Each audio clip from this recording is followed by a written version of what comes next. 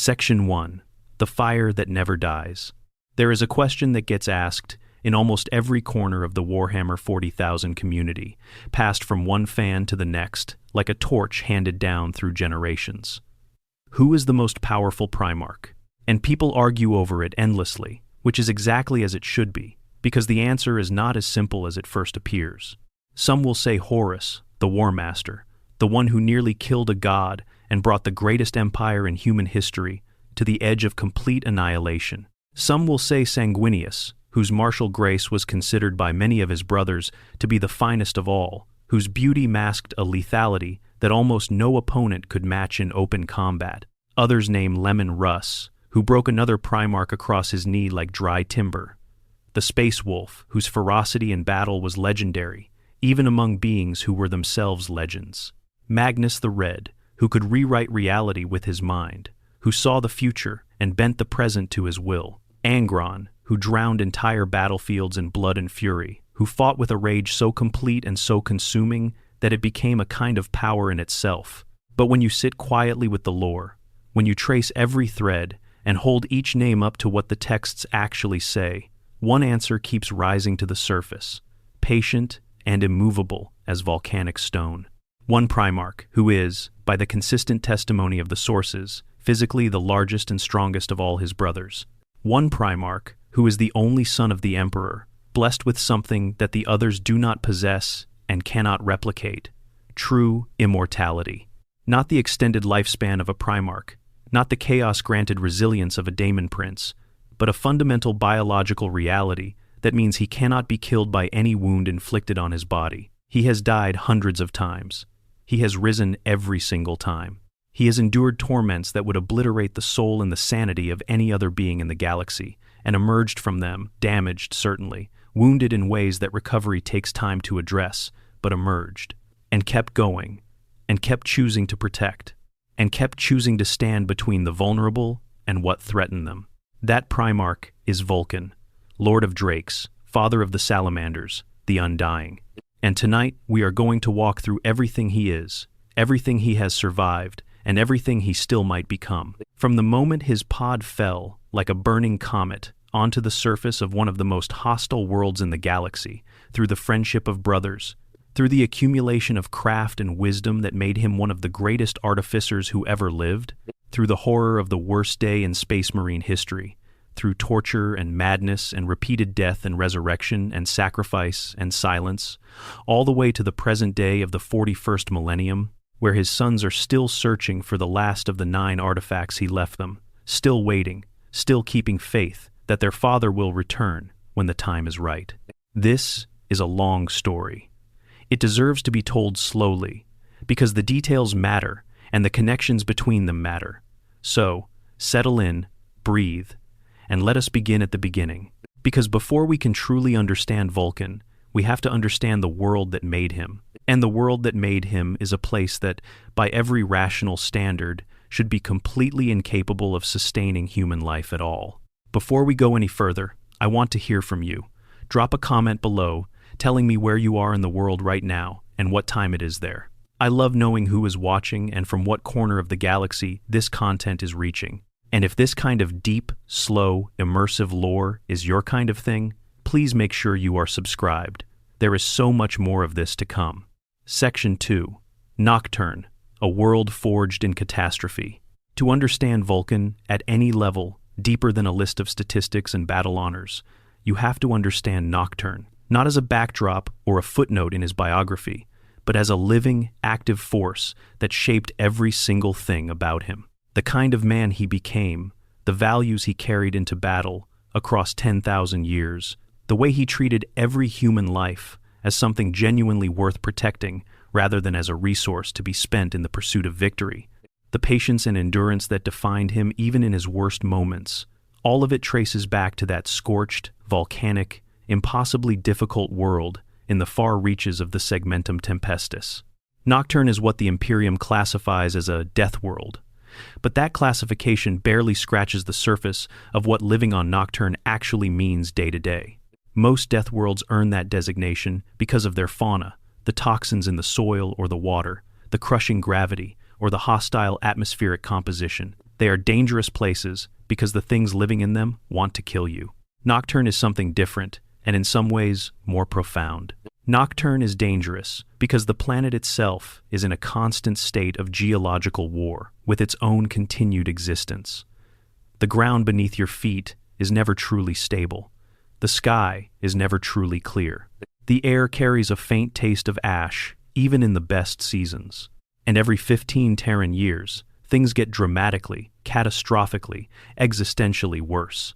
The reason for this lies in the planetary system itself. Nocturne exists in a binary relationship with its moon, Prometheus. This moon is oversized for a body of Nocturne's mass, and it orbits erratically its path, bringing it close enough to the planet at regular intervals to exert gravitational forces on Nocturne's crust that would be remarkable to experience even once and become a recurring fact of life when they happen on a predictable cycle. As Prometheus draws close in its orbit, it drags at Nocturne's crust with the patient, inexorable force of gravity working at astronomical scale. The tectonic plates that make up the planetary surface shift and grind against each other, creating stresses that are released in the only ways that planetary geology knows how to release stress. Thousands of volcanoes, spread across Nocturne's surface in vast chains, begin to erupt simultaneously. Not one or two volcanoes, not a cluster in a single region. Thousands. The number is not an exaggeration for dramatic effect. Nocturne has thousands of active volcanic features at any given time in its geological history, and when the gravitational pull of Prometheus intensifies, they respond in concert. The sky blackens with ash and pyroclastic clouds that can stretch for hundreds of miles in every direction, blocking out what little sunlight reaches Nocturne's surface on the best days, and replacing it with a red-tinged darkness lit by distant fire. The seas, already warmed to uncomfortable temperatures by geothermal venting from below, surge upward in vast waves as the ground beneath them shifts, crashing across the coastlines with forces that can level anything built too close to the water. Earthquakes tear the land apart constantly and without warning, cracking the terrain open, sending fissures racing across the ground, collapsing the settlements that the planet's people have spent the last 15 years painstakingly rebuilding since the previous cycle. This event, which occurs roughly once every Nocturnian year, which corresponds to 15 Terran years, is called the Time of Trial, and the name earns itself completely. During the time of trial, towns collapse wholesale. The livestock that provide food and materials die in large numbers, unable to endure either the heat of the eruptions or the cold that follows when volcanic winter settles in and the sun disappears behind ash clouds for months. The young and the old and the injured, those who cannot maintain enough body heat through the freezing darkness that the post-eruption period brings, freeze, not as a metaphor, literally. A significant portion of the population dies during each cycle of the time of trial, and those who survive are, by definition, the hardest, most resourceful, most psychologically resilient individuals imaginable. Every generation is culled by the planet itself, and what remains is forged by the experience into something that the rest of the Imperium rarely has occasion to encounter. And yet humans have lived on Nocturne since the dark age of technology. Generation after generation, through every devastating 15-year cycle, through the dark Eldar raids that carved into the sparse and scattered population for slaves, through the isolation of the Age of Strife, when the warp storms made travel between star systems impossible and no help could come from beyond the sky. The people of Nocturne stayed. They did not leave. They did not give up. They built their settlements back up from the rubble each time, learning which construction approaches were more resistant to earthquake damage, which locations were safer from the worst of the lava flows, which resources the volcanic upheaval revealed to them in its destructive generosity. Because the time of trial, for all its horror, also gives. The eruptions drag rich veins of rare minerals and precious stones up from deep within the planetary mantle, materials that would otherwise be inaccessible and that have significant value in the broader interplanetary economy. The people of Nocturne mine these resources during the recovery periods between trials, selling them through the Imperium's networks to purchase food and livestock and the things that a death world cannot easily produce for itself. The cycle of destruction and rebuilding, repeated for hundreds of generations, created a people with a specific relationship to suffering and endurance that is unlike the character produced by almost any other world in the Imperium. The people of Nocturne see fire as the most honest of the fundamental forces. Fire consumes, yes. It destroys. It takes what it touches and reduces it to ash and heat. But fire also reveals. It exposes the true nature of materials that look the same in cold light. It transforms. It makes possible the work of the forge, the creation of tools and weapons from raw ore that the earth provides. The Nocturnian people developed, over their long isolated history, a culture deeply rooted in craftsmanship, in the working of metal and stone and other materials into things that were both useful and beautiful, and in the understanding that the process of making something required the same qualities that surviving on Nocturne required: patience, endurance, attention, and the willingness to work with fire rather than fearing it. They call themselves, in their oldest traditions, the children of fire. And they mean this not as poetry, but as a literal statement of origin. They were made by fire. Their hardiness, their psychological resilience, their skill with the forge, their physical adaptations to an environment of extreme heat and radiation, all of these are products of their relationship with the volcanic forces that have shaped their world for as long as humans have lived on it. The largest volcano on Nocturne is called Mount Deathfire. It is enormous, even by the standards of a planet that has thousands of active volcanoes. Its caldera glows with constant molten light visible from great distances, a beacon in the ash-darkened sky that serves simultaneously as a landmark and a reminder of what the planet's core is capable of. It is the sacred heart of Nocturne, the spiritual center of everything the people believe about their world, both the most dangerous thing on the planet and the most revered. The temple and the threat in the same geological formation. In the deep subterranean chambers and caverns beneath Deathfire, accessible through tunnels that wind through the labyrinthine undercroft of the mountain, live the creatures that gave the Salamander's space marines their name. The fire drakes, ancient, enormous, scaled reptiloids that are fire-resistant to a degree that should be biologically impossible, but that the specific conditions of Nocturne have apparently produced over millions of years of evolutionary pressure. They breathe fire. They can survive direct immersion in lava flows. They are among the largest land predators in the Imperium's extensive catalog of dangerous fauna, and they are simultaneously feared and revered by the people of Nocturne as symbols of everything their world means. Creatures that were shaped by fire rather than destroyed by it.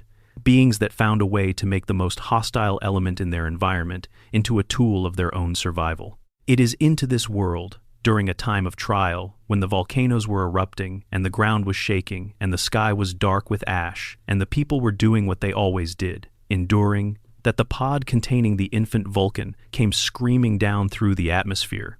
It blazed as it entered, fire trailing behind it from the friction of atmospheric entry, and it landed in the city settlement of Hesiod, in the home of a blacksmith named Enbel, in the middle of the worst event the planet experienced on its regular cycle.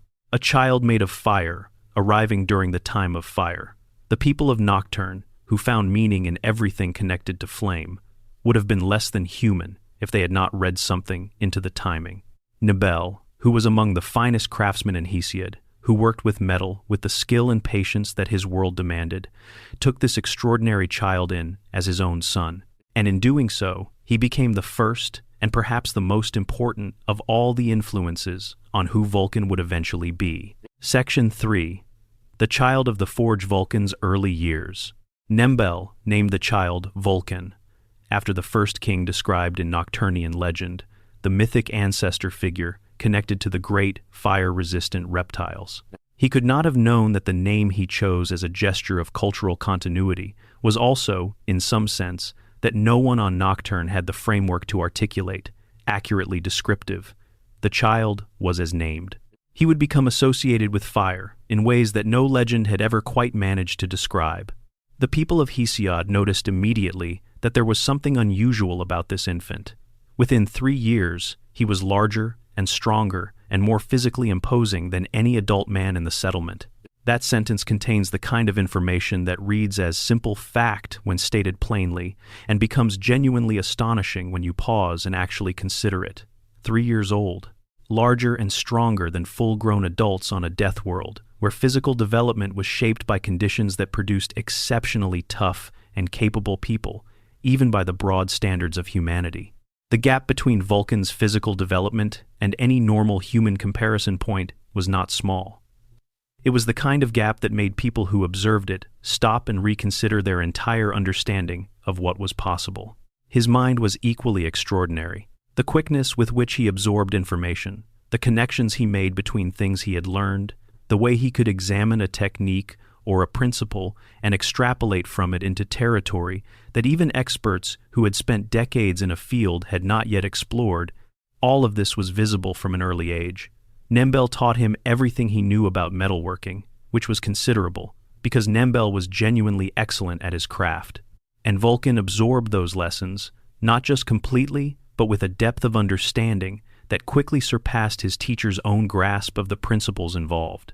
Within a few short years, Vulkan was not just practicing the techniques of Nocturnian blacksmithing, he was developing new ones, approaches to working metal that the smiths of Hesiod and the surrounding settlements had never seen and could not have conceived of on their own.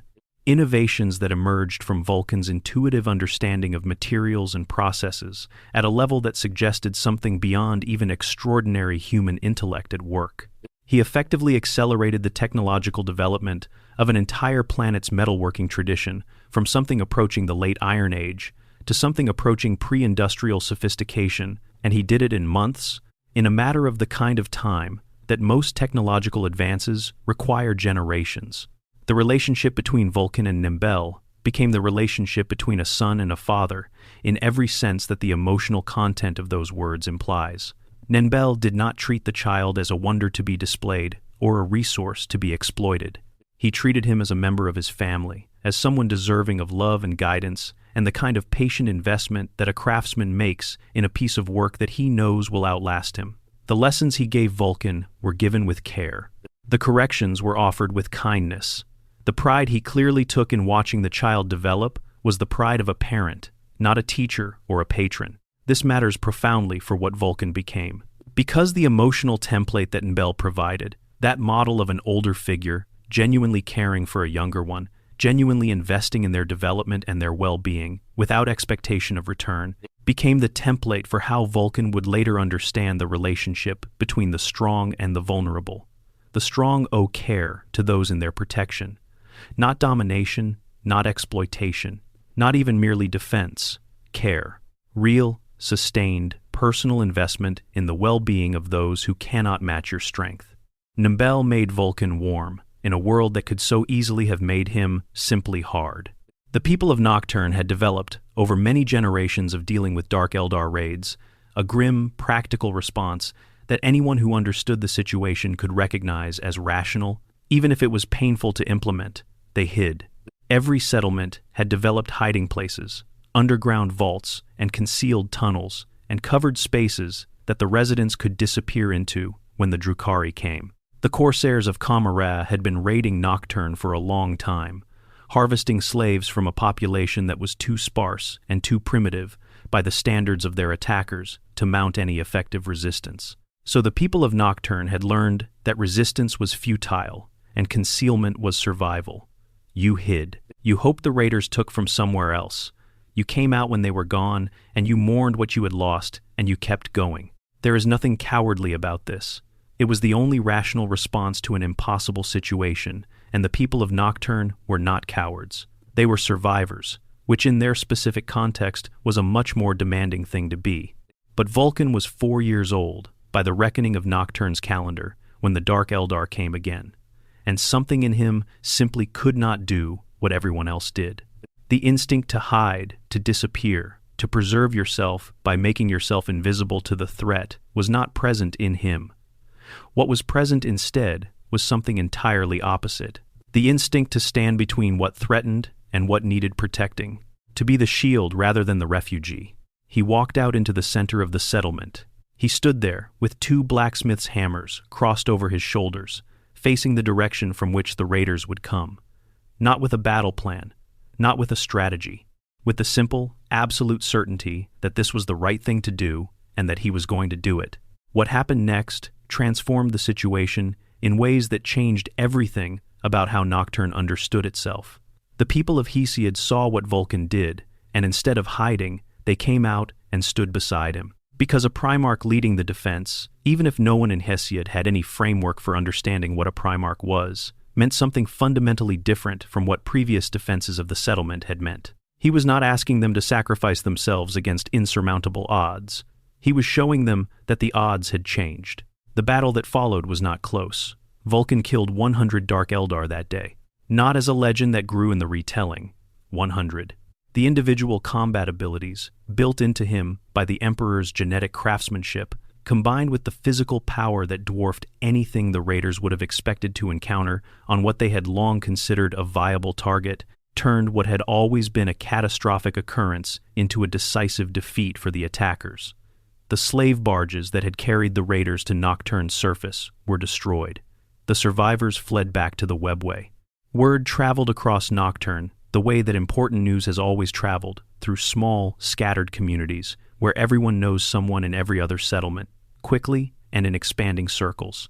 Within weeks, the leaders of the 7 most important settlements on the planet had made the journey to Hesiod to pay their respects.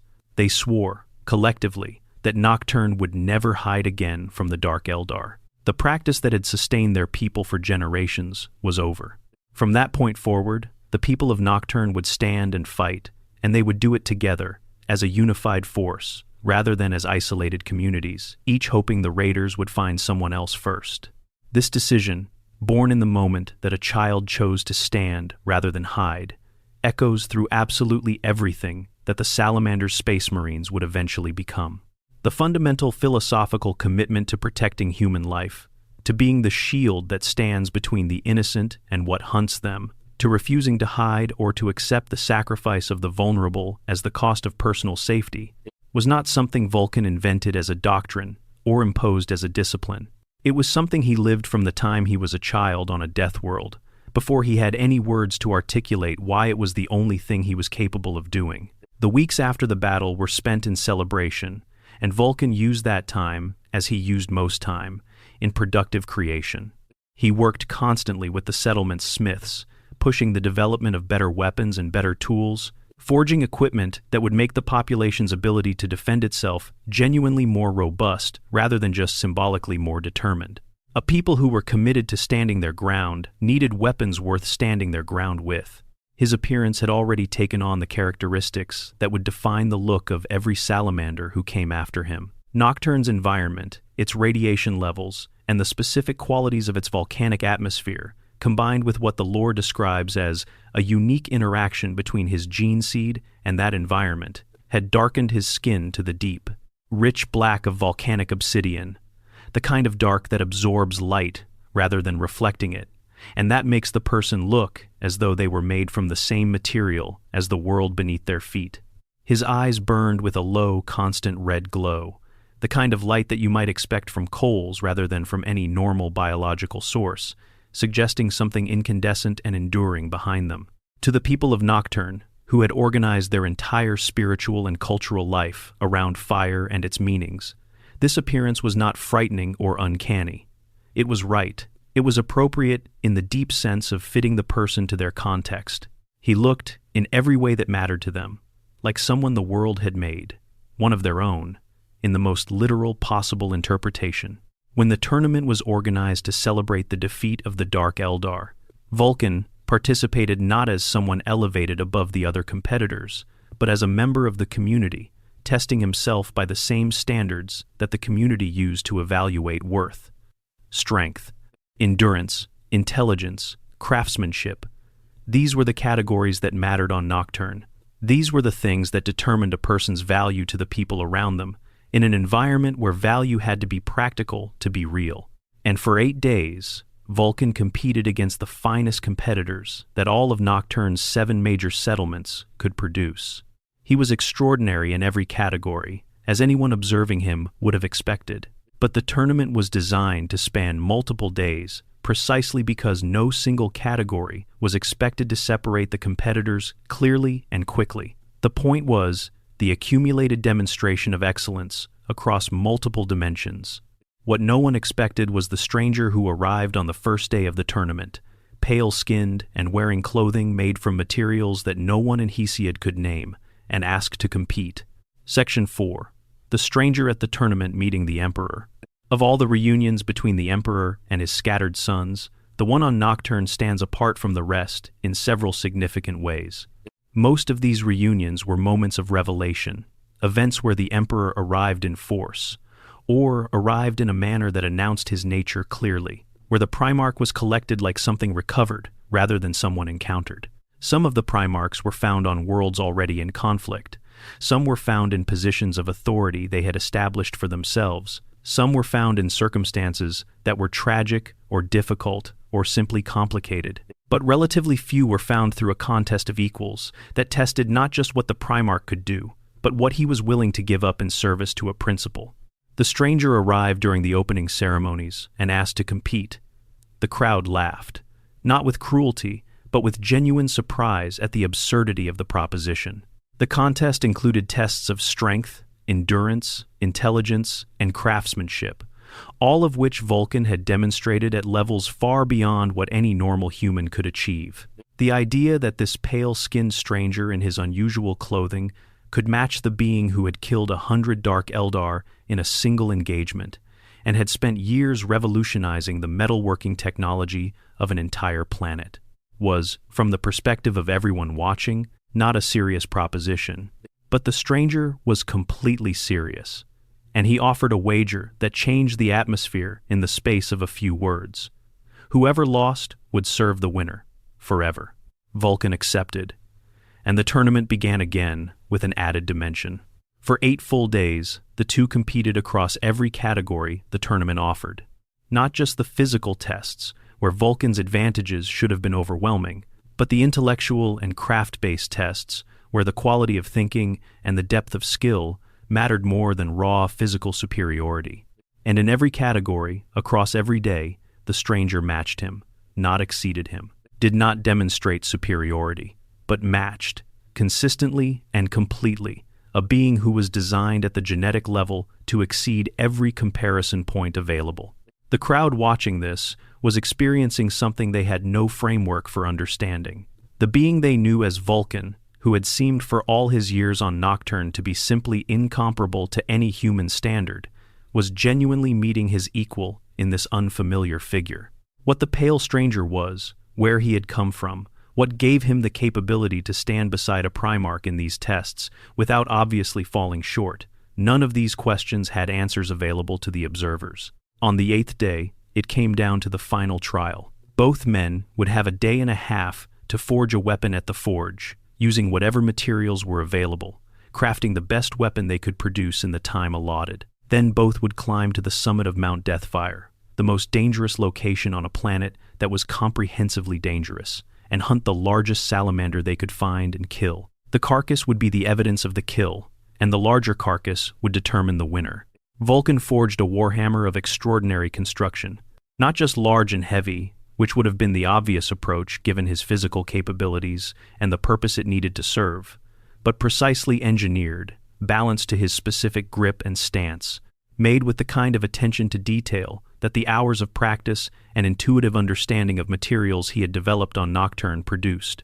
It was a weapon worthy of its maker and worthy of the contest.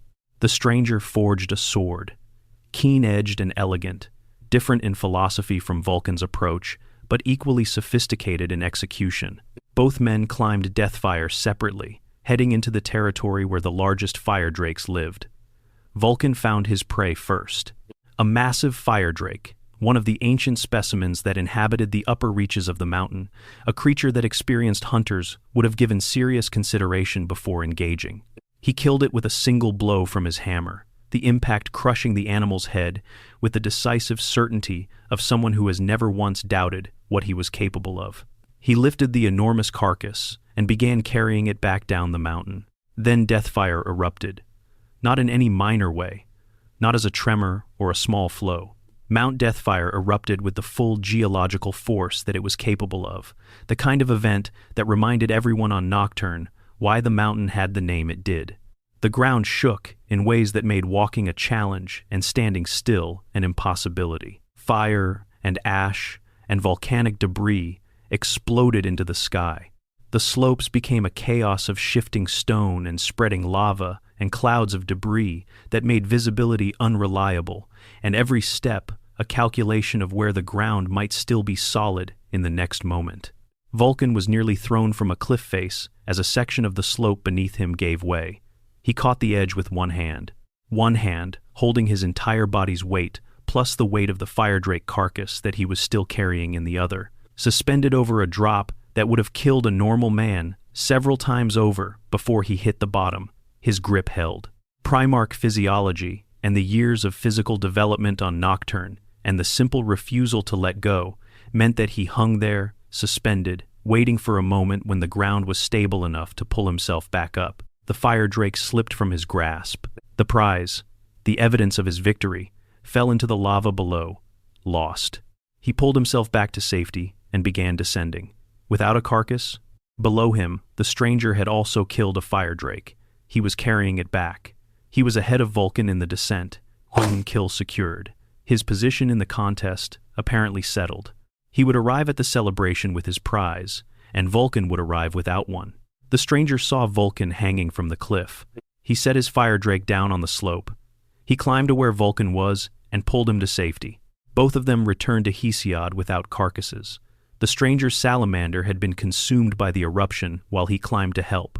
Vulkan's had already fallen before that. Neither man had a prize to show. The community declared Vulkan the winner, they reasoned, with the practical wisdom of people who have spent generations judging worth by what a person actually does rather than what they claim, that Vulkan had completed the hunt and that the loss of the carcass was the volcano's doing rather than his failure. The stranger, in their assessment, had chosen to abandon his victory to help a competitor, which was the kind of choice that left him without a prize to show. Vulkan did not accept the declaration.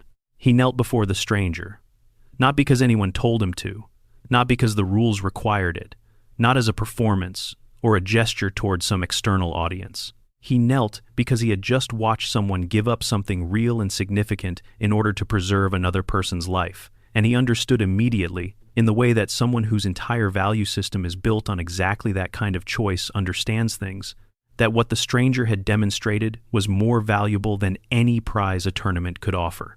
Life over pride. The worth of another person over personal advancement. The willingness to lose everything you were competing for because the other thing, the other person, mattered more. The stranger revealed himself as the emperor of mankind. The explanation for what had just happened settled into place with the completeness of something that was always going to be true. The 8-day contest, the matching of capabilities in every category, the final test on the mountain, all of it had been the Emperor assessing not just what Vulkan could do, which was apparent from any observation, but who Vulkan was, which required seeing him make a choice rather than simply perform a capability. Any man who values another life over his own pride, the Emperor said, is worthy of his service. The 18th Legion, the Dragon Warriors as they had been known, was renamed to honor the creature that had been at the center of the contest between father and son.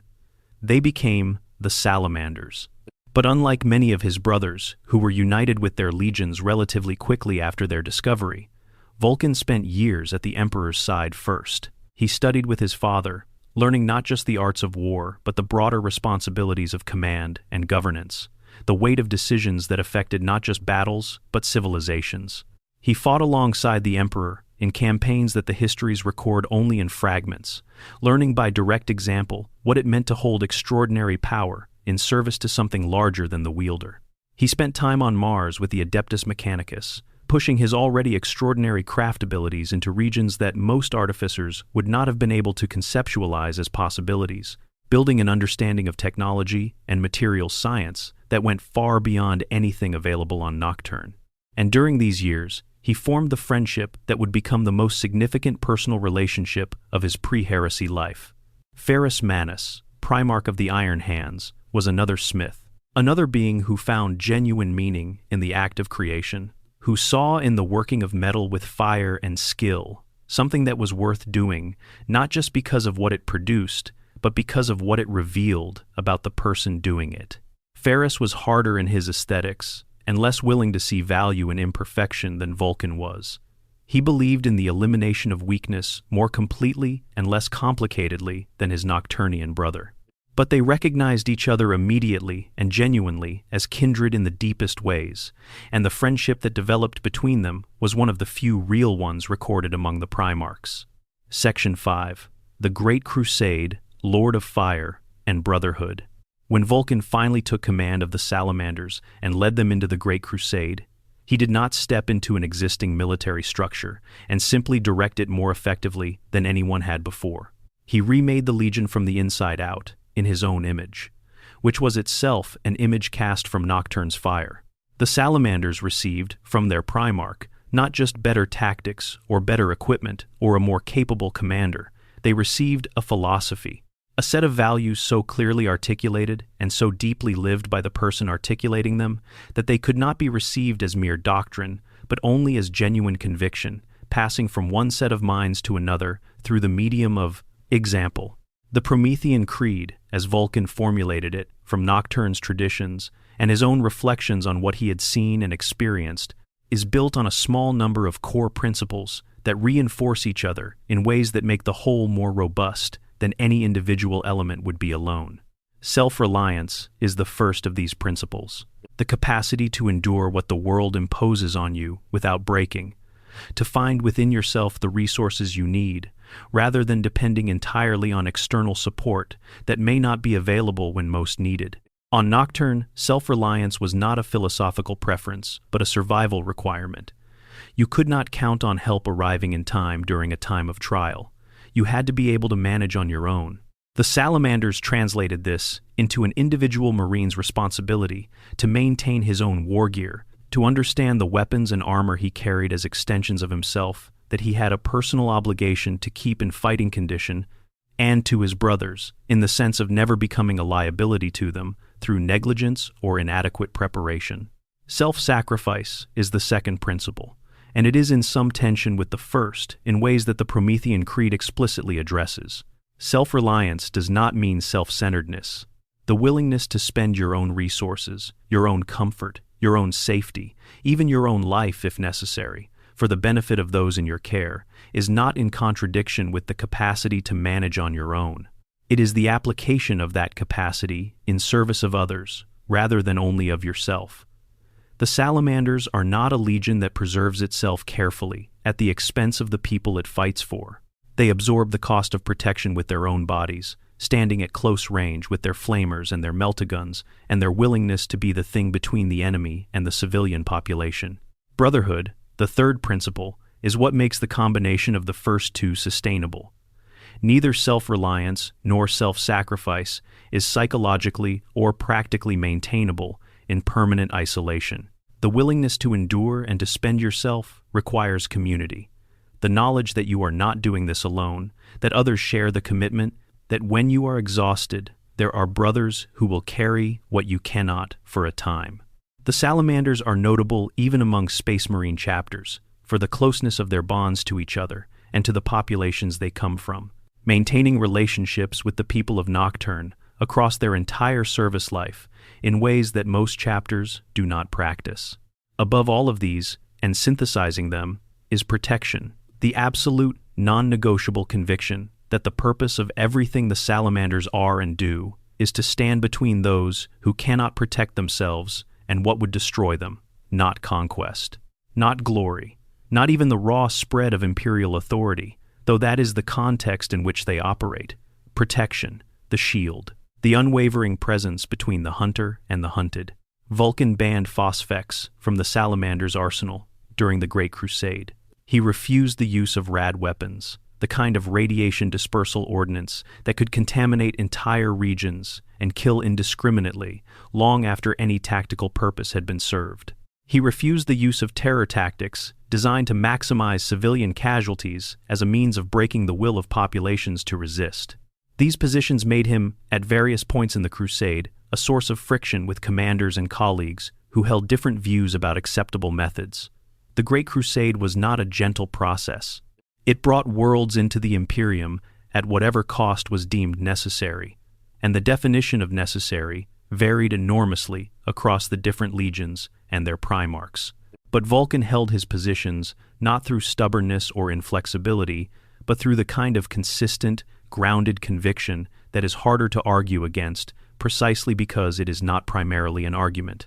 He was not debating the ethics of terror warfare in the abstract. He was demonstrating, through every campaign he ran and every world he brought into compliance, that there was another way that worked and that left the people it touched with something they could live with rather than only something they had to survive. Worlds conquered by the salamanders rarely rebelled. Not never, because nothing in the Imperium is that simple, and populations are complicated and circumstances change. But the rate of post-compliance rebellion in territories brought in by the salamanders was notably lower than average, because the experience of being brought into the Imperium by them was notably less traumatic than the experience of being brought in by most other legions.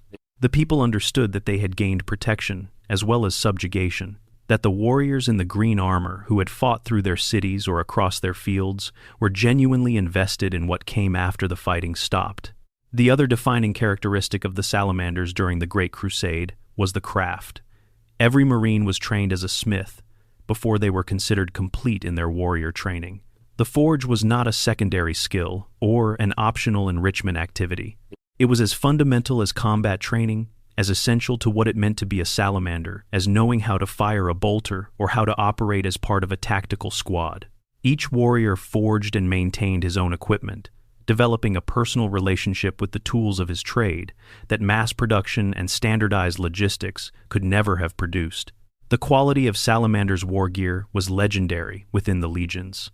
The artificer armor, produced by their forges, was among the finest available anywhere in the Imperium. The individual weapons and equipment of their battle brothers bore the marks of personal craft, were fitted to the specific Marine, who used them in ways that improved both effectiveness and reliability. And Vulkan himself, working in collaborative sessions with Ferrus Manus, that apparently produced some of the most sophisticated technological artifacts the Heresy era would ever see, created works that would become the most sacred relics in the Salamander's history. The friendship with Ferrus deepened during these years into something that both of them clearly valued beyond what professional alliance or brotherhood in arms would have required. They sought each other's company. They collaborated on projects that neither could have completed as effectively working alone, each bringing capabilities and perspectives that complemented the others.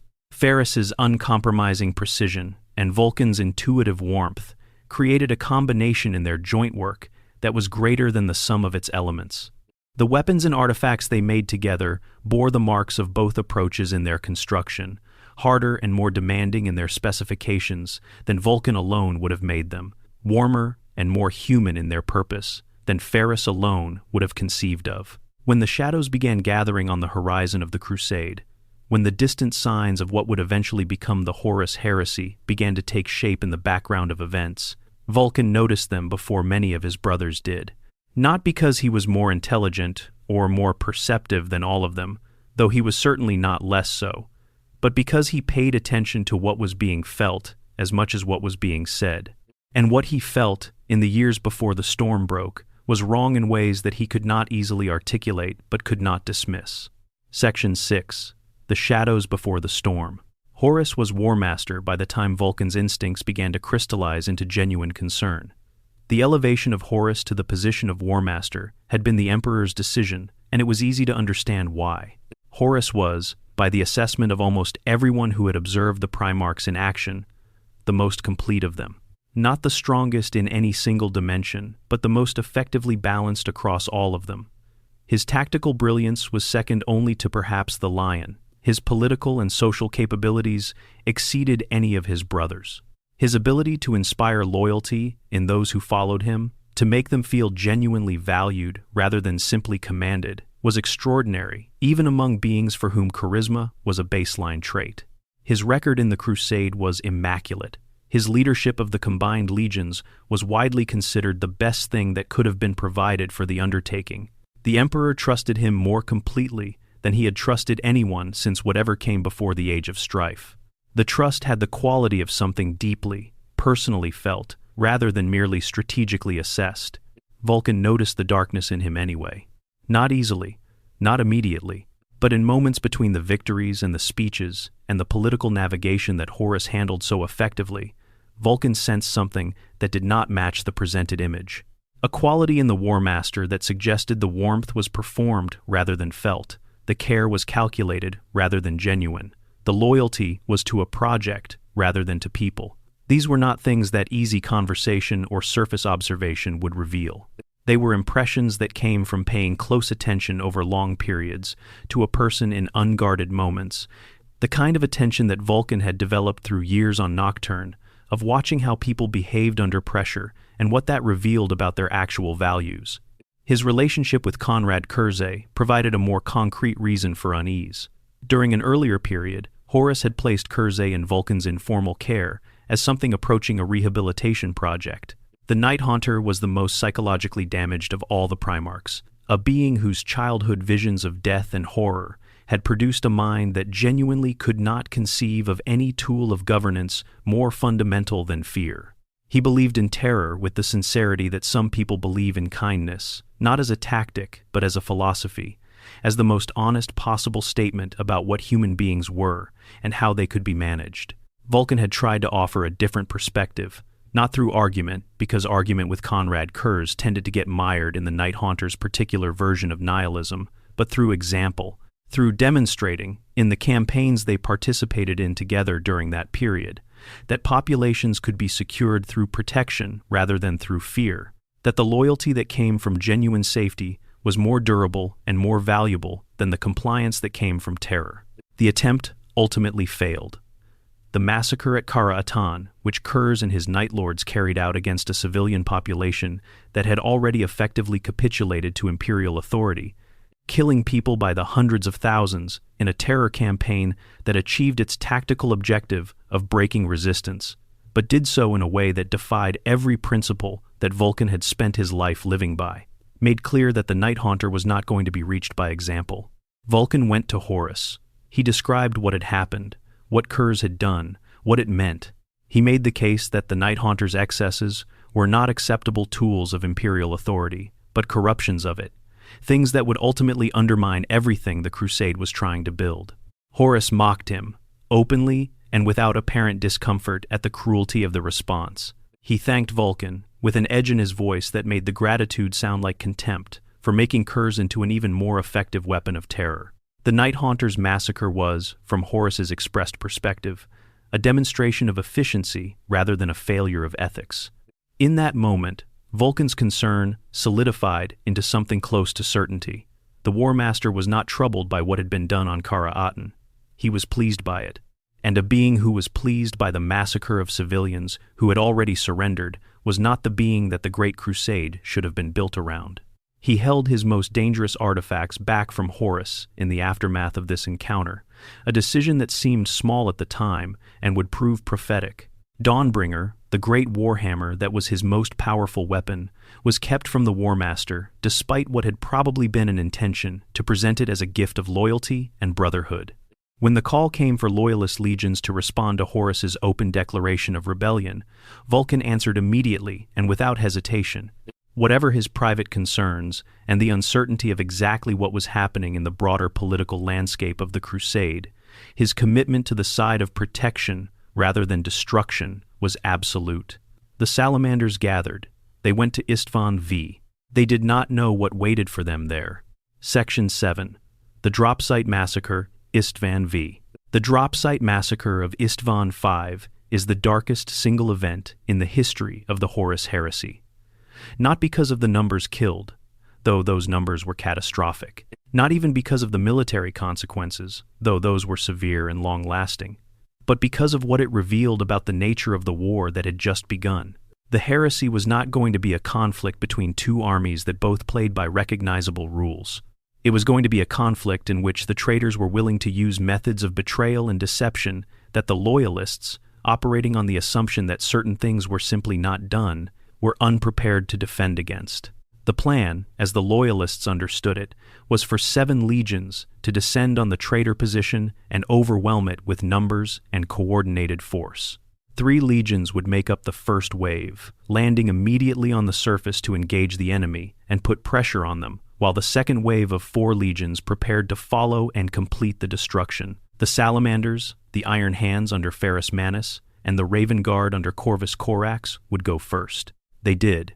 They landed on the black volcanic sands of Istvan V, and they fought with everything they had. The battle was brutal and costly, and the terrain was unforgiving, the black sands giving poor footing, and the volcanic landscape providing minimal cover. But the Loyalists were fighting with the conviction of people who understood what was at stake and the tactical skill of legions that had been built through decades of the Great Crusade. In the early phases, the fight appeared to be going in the direction it was supposed to go. The second wave descended. The Wordbearers, the Iron Warriors, the Night Lords, and the Alpha Legion had not come to support the Loyalists. They had come to destroy them. As the first wave engaged the traitors in front of them, the second wave landed behind them and immediately turned their weapons on the forces they were supposed to be reinforcing. The first wave was caught. Enemy forces in front of them, who they had known were enemies, and enemy forces behind them, who they had believed were brothers coming to help.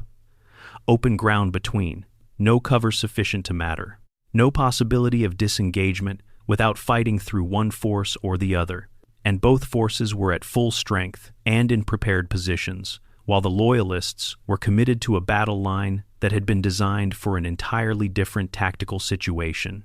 The slaughter that followed is difficult to comprehend in terms of its scale and its completeness.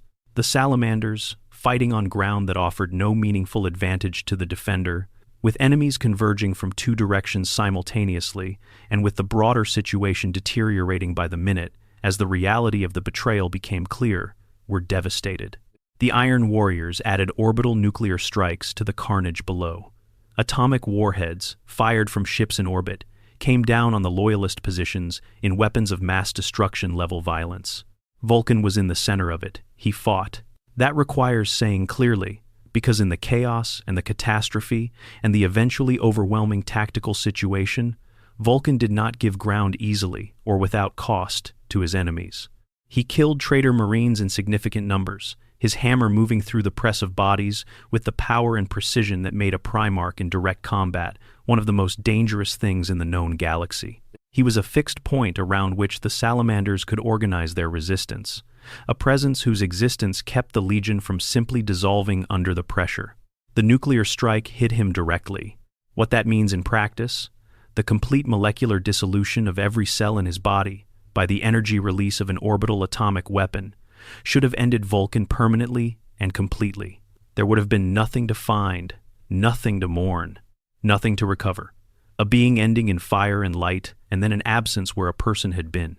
But Vulkan was a perpetual, a fact he himself did not fully understand until this moment, did not know in his bones, rather than as an abstract possibility, until the force that should have killed him forever hit, and did not.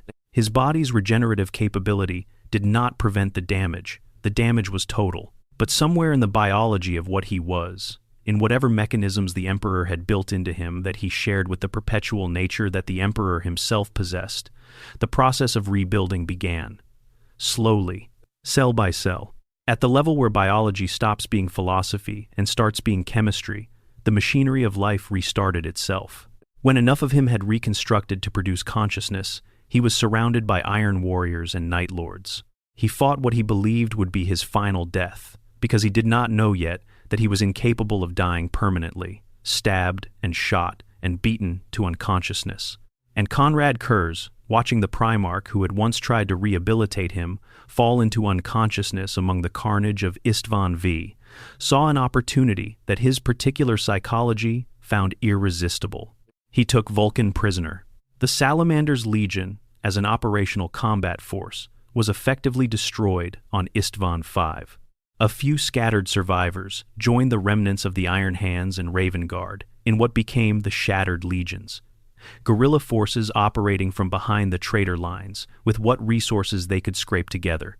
The Legion that had been built through decades of careful development, shaped in Vulkan's image and in the image of his values, reduced in a single day to a fraction too small to mount any coherent offensive operation.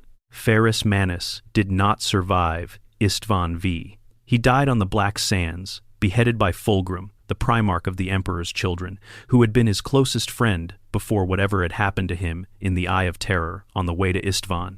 Vulkan would learn of this later. The weight of it, the knowledge that the being who had understood him best among all his brothers was gone and had been killed by someone who had also once been a friend, would add itself to everything else that the massacre had cost. The prisoner of the Night Haunter was about to discover what Konrad Curze was capable of when given unlimited time and a subject who could not permanently die. Section 8. The Prisoner of the Night Haunter. What happened to Vulkan in Konrad Curze's custody is one of the darkest and most psychologically complex chapters in all of the heresy lore. The physical horrors are terrible enough, but the real depth of what Curze was doing lies in the philosophical argument he was making through each act of violence, and the fact that Vulkan, through everything that was done to him, refused to give him what he was actually looking for. Curze was not torturing Vulkan for information. He needed no information that Vulkan possessed. He was not breaking the Primarch as a military necessity, because a Primarch who regenerated from death over and over was not going to provide any useful military advantage by being broken. He was engaged in what he understood as a philosophical proof, a demonstration, an experiment in which the hypothesis was that any being subjected to sufficient suffering and sufficient helplessness will reveal that their apparent values are performances rather than realities. That the seeming difference between the Night Haunter, who used terror and death as the fundamental tools of his engagement with the world, and the Lord of Drakes, who used protection and care, was circumstantial. A matter of what they had each had to do, given their circumstances, rather than a matter of who they actually were at some deeper level. Curze needed Vulkan to admit that there was no real difference between them, that given the same circumstances, Vulkan would have made the same choices Curze had made, that the commitment to protecting life was a luxury of not being tested severely enough, and that under sufficient pressure it would dissolve into exactly the same willingness to inflict suffering that defined the Night Haunter. He tested this hypothesis comprehensively. Vulkan was burned. He was stabbed through vital organs in ways carefully calculated to be maximally painful and slowly lethal. He was exposed to vacuum, the absolute cold of space, stripping heat from his body as the absence of pressure made every cellular membrane in his form begin to fail. He was crushed. He was subject to methods that go beyond comfortable language to describe in specific detail, applied with the methodical patience of a being who had all the time he needed and a subject who was going to keep waking up to provide another data point, regardless of what was done to him. Each time Vulkan died, he woke up again, sometimes in the same cell, sometimes in a different one, always in conditions arranged by Curze, always to some new variation of the same fundamental situation: absolute helplessness, complete vulnerability, and the Night Haunter's voice offering the same thesis in different words. You are what I am. You are not different from me. Admit it. The psychological damage that accumulates from this kind of repeated experience is not something that any being could emerge from unchanged. Dying hundreds of times is not something that the mind processes the way it processes a single near-death experience. It changes the relationship to mortality, obviously, because mortality stops being a boundary and becomes instead a temporary state. But it also changes the relationship to the self, because the experience of waking up in a new situation of helplessness again and again, with no apparent end to the cycle and no apparent possibility of escape, is the kind of experience that people describe in trauma frameworks as eroding the sense of personal agency, the feeling that one's own actions have any real effect on one's circumstances. Curze designed the captivity specifically to produce and sustain exactly that effect, and it worked, in the sense that the damage it caused was real. The Vulkan who eventually escaped was not psychologically identical to the Vulkan who had been captured. But he never gave Curze the admission the Night Haunter was looking for. He maintained, through everything, the position that protecting life was not a performance or a luxury, but the genuine content of his values. That he was different from Curze in ways that the experience of captivity, however prolonged and however terrible, could not change. The difference was not circumstantial, it was essential. This refusal is, in some ways, as impressive as anything Vulkan did on any battlefield. It is easier to be brave when you can act, when you can fight back, When your physical capabilities give you some genuine chance of changing the situation through your own effort, it is much harder to maintain the core of who you are when you are completely helpless, when your only available action is the internal one of refusing to agree with what is being done to you. He managed it. Damaged, certainly. Marked by the experience in ways that would require time and effort to address. But himself. Still himself. The escape came through the mechanism of Dawnbringer. The hammer that Vulkan had brought to Istvan V, that he had kept from Horus in a moment of instinctive caution, had not been destroyed or captured. Somewhere in the chaos of the battle, it had been separated from its wielder without being lost. The teleportation homing beacon, built into the weapon's mechanism, became the means of escape. In the course of a final confrontation with Kurz, Vulkan managed to access this function. The teleportation took him somewhere neither expected, determined by the beacon's homing function rather than by any deliberate coordinates. He burned through an atmosphere on his way down to the surface of Macragge, the Ultramarine's homeworld, entering at speeds that would have completely destroyed any normal vehicle, and that reduced him to something barely recognizable as the person he had been before the descent. His body rebuilt itself from the friction-heated state of his arrival. He landed on Macragge and was found by the salamanders who had gathered there under the Imperium Secundus that Guilliman was constructing from the remnants of what remained loyal in the southern reaches of the galaxy. The road home and the road back to himself ran through Nocturne. Section 9. Resurrection and the Road to Terra. Artellus Numeon, captain of the Pyre Guard, was the person who refused to accept that Vulkan was gone, even when the evidence seemed overwhelming. When Vulkan's body appeared finally, permanently still, without the resurrection that the Perpetual's biology should have guaranteed, Numeon was the one who maintained the conviction that his Primarch still lived, that the failure to return was not permanent, but merely extended, that the circle of fire, the Promethean belief in death as a passage rather than an ending, was literally true in Vulkan's case, rather than merely metaphorically so. His faith was not passive. He convinced the surviving salamanders, 66 warriors, who had made it through Istvan V and the subsequent chaos of the heresy's early stages, to undertake a journey that most rational military planning would have dismissed as impossible given the circumstances. They would take Vulkan's body through the ruin storm, the vast warp anomaly that had been deliberately created to cut off communication and travel through the most important regions of the galaxy, back to Nocturne, back to Mount Deathfire, back to the sacred volcanic heart of the world that had made their Primarch. The journey was exactly as dangerous as it needed to be. Daemons, word-bearers, hunters, Death Guard forces who had their own interest in ensuring that the salamanders did not succeed in what they were attempting. The small force of salamanders fought and survived their way through conditions that should have been impossible to navigate. Numeon's faith sustained them in moments when rational assessment of the situation would have suggested giving up. The final act was Numeon's own sacrifice. On Nocturne, with the battle around the volcano at its crisis point, and the Death Guard attacking, and everything hanging on what happened in the next few minutes, Numeon gave the last of what he had in the act of bringing his Primarch home. What exactly the mechanism was, what the specific nature of the sacrifice involved, and why it was the trigger for the resurrection, sits at the intersection of the Promethean Creed's belief in fire and rebirth, and the biological reality of Vulkan's nature as a perpetual. The lore handles it as something that transcends easy mechanical explanation, and perhaps that is appropriate. Vulkan returned. He emerged from the fires of Deathfire in a state that the lore describes carefully and specifically, not the full, clear-minded, integrated return of someone who has simply woken up from a long sleep. He was in something like a fugue state, present and aware, but not fully coherent, his memories fragmented, and his understanding of his own situation incomplete in ways that would take time to address.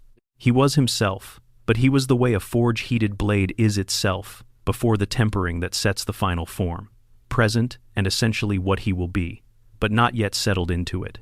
What he found in the depths of Nocturne, in an encounter described in terms that the Promethean Creed would interpret as both literally real and symbolically resonant, was an old man who identified himself as Deathfire, personified. This figure led Vulkan to two objects he had no memory of forging, a thunderhammer of extraordinary construction called Urdracule, and the talisman of 7 hammers, an artifact whose function would prove critical to what came next. The encounter reads as the volcano itself, or the spirit of Nocturne, or whatever force animates the deepest parts of the circle of fire, giving the Primarch what he needed to do what came next. He awoke at the steps of Deathfire, found by 3 of his legionaries who had remained on Nocturne, while the rest of the legion was scattered across the galaxy. He charged them to secrecy, to return in 3 days, to tell no one of his presence.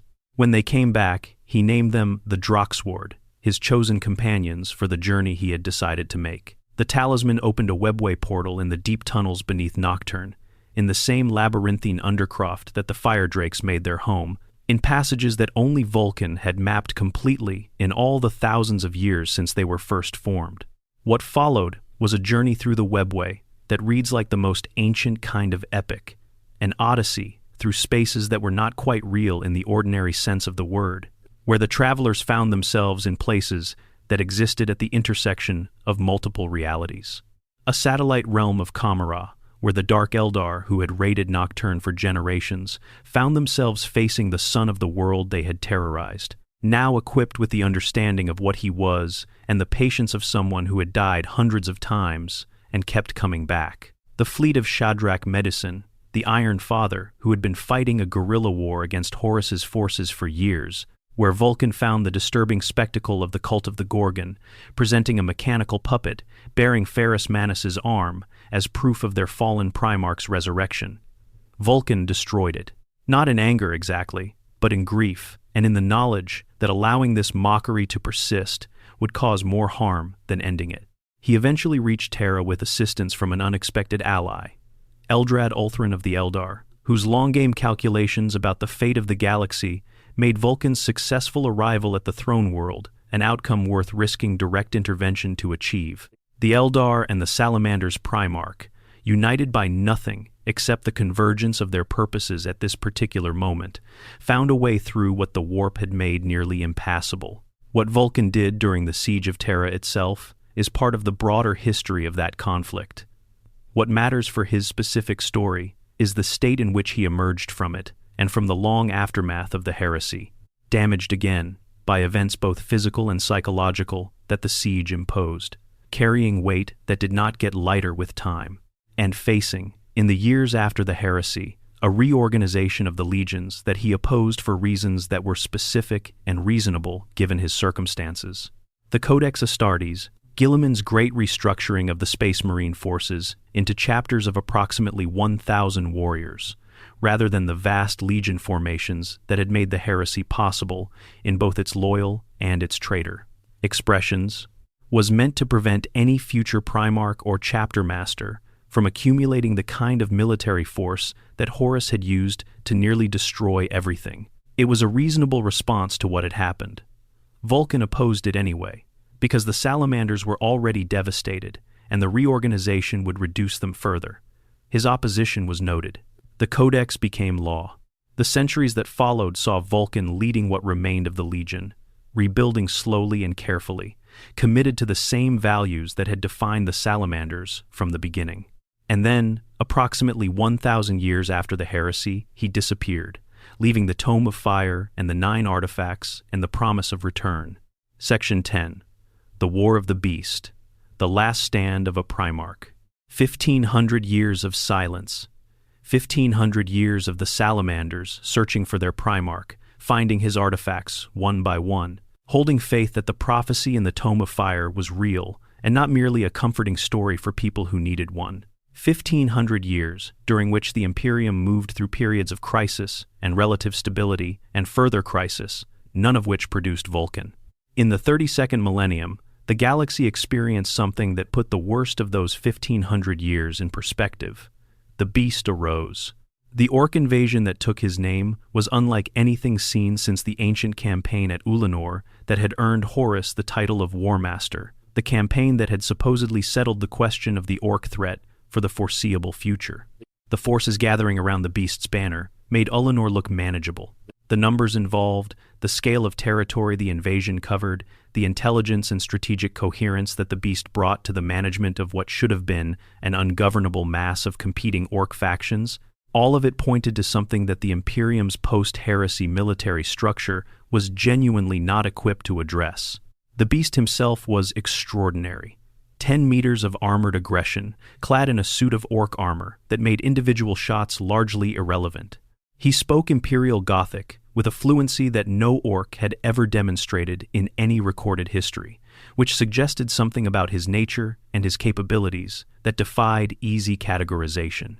Most critically, he had achieved the unification of a vast proportion of the orc race into a coordinated force, something that the fundamental nature of orc society should have made impossible and that he had accomplished regardless.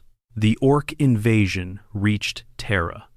The chapters defending the system were sustaining losses that could not be replaced at anything like the rate they were being inflicted. The High Lords were engaged in political infighting that would have been darkly comic if the consequences had not been so severe. Everything about the situation suggested that the Imperium was facing the most existential threat it had encountered since the siege of Terra itself. It was in this context that reports began arriving from the Imperial world of Caldera. A single warrior was defending the world against an orc invasion, alone, on a world that should have been overrun. He was large, described in terms that suggested someone beyond Space Marine scale. He carried a hammer. He was being killed with regularity and reappearing with equal regularity, continuing the defense each time as though the death was an inconvenience rather than a conclusion. The Inquisition investigated. Lord Commander Corland, the senior surviving Space Marine commander in the Imperial hierarchy, led an expedition to Caldera.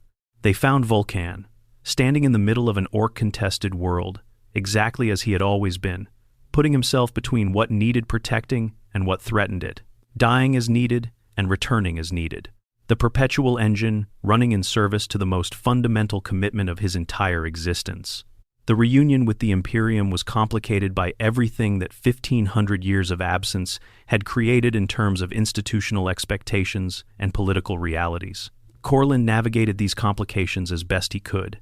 Vulkan brought his capabilities to bear on the crisis without waiting for bureaucratic resolution of those complications, because the situation did not have time for them to be resolved at bureaucratic pace. The war went through phases, multiple engagements, multiple strategies attempted, multiple approaches to dealing with the beast's particular combination of military capability and apparent immortality of his own. Vulkan fought through all of it, dying and returning, the familiar biological cycle running faster than usual, given the intensity of the conflict, but functioning exactly as it always had. The final confrontation came within a massive orc construct called a temple gargant, a structure so enormous that it served as a mobile command center and symbol of the beast's power simultaneously. The Imperial forces had penetrated its interior through an approach that cost them significantly in casualties. They were inside, fighting through mechanical defenders toward the central chamber, when they reached the space where the beast himself waited. The Space Marine chapter masters who tried to engage the beast directly died. The Blood Angels captain who attempted to attack was swatted aside as though he were something minor and irritating, rather than one of the finest warriors in the Imperium. The scale of the creature, its physical capabilities, its armoring, was beyond what the Astartes present could address with any reasonable expectation of survival. Corland saw it in the moment before it happened. Vulkan had always intended this. The Primarch was the only being present who could engage the beast on anything approaching meaningful terms, and he was going to do so in the only way that the situation made possible. He tackled the beast.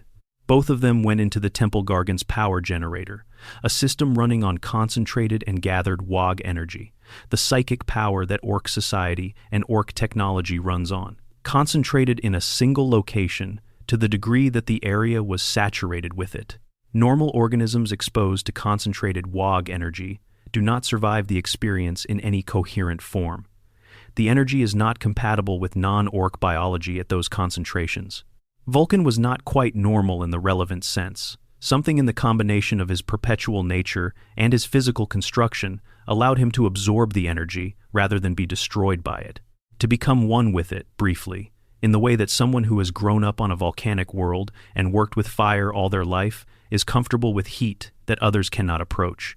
He drove his hammer into the beast's face with everything the absorbed energy could fuel and detonated the generator. The chain reaction that followed destroyed the temple gargant from the inside out. The beast was dead. The orc invasion, deprived of the central intelligence that had made it coherent, began to fracture immediately. Vulkan was gone, not confirmed dead, not with the kind of finality that a found and identified body would have provided. Gone in the way that only someone whose body might be in the process of rebuilding itself from a catastrophic detonation at close range could be gone. The Imperium declared him presumed dead. Corland gave the eulogy. The salamanders did not declare him dead. They began searching again. Section 11. The 9 Artifacts and the Prophecy of Return. The Tome of Fire is not a single book. Understanding this matters for understanding what Vulkan left behind and what it means.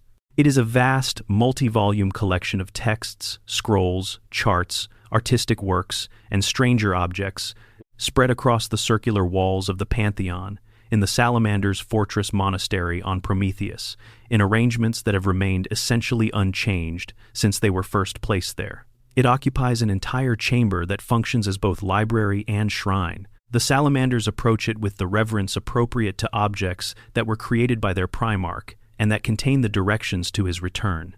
Within those volumes, in language described in the lore as having been partly inked in Vulkan's own blood, which shimmers like captured fire when brought into the light, are encoded the locations of the 9 artifacts, not stated clearly, encoded in riddles and encrypted passages that require not just intelligence but context to unpack, knowledge of Vulkan's life and values and methods, familiarity with the traditions of Nocturne and the Promethean Creed, and the particular way that the Lord of Drakes thought about hiding things as challenges, rather than simply as concealment. The encoding is intentional.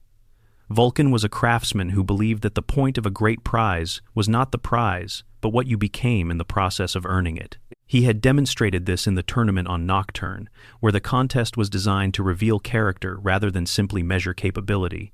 He applied the same principle to the artifacts themselves. He could have left them with the chapter in secure storage.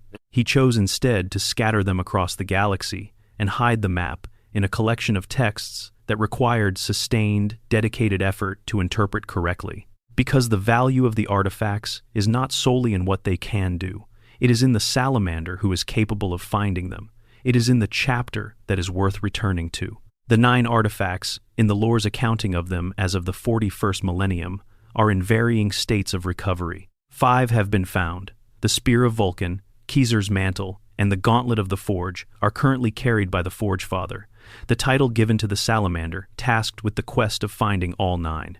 The Forge Father gives up his own name when he accepts the title, taking his Primarch's name as his own, becoming in a formal and permanent sense an extension of Vulkan's will rather than an individual pursuing a personal goal.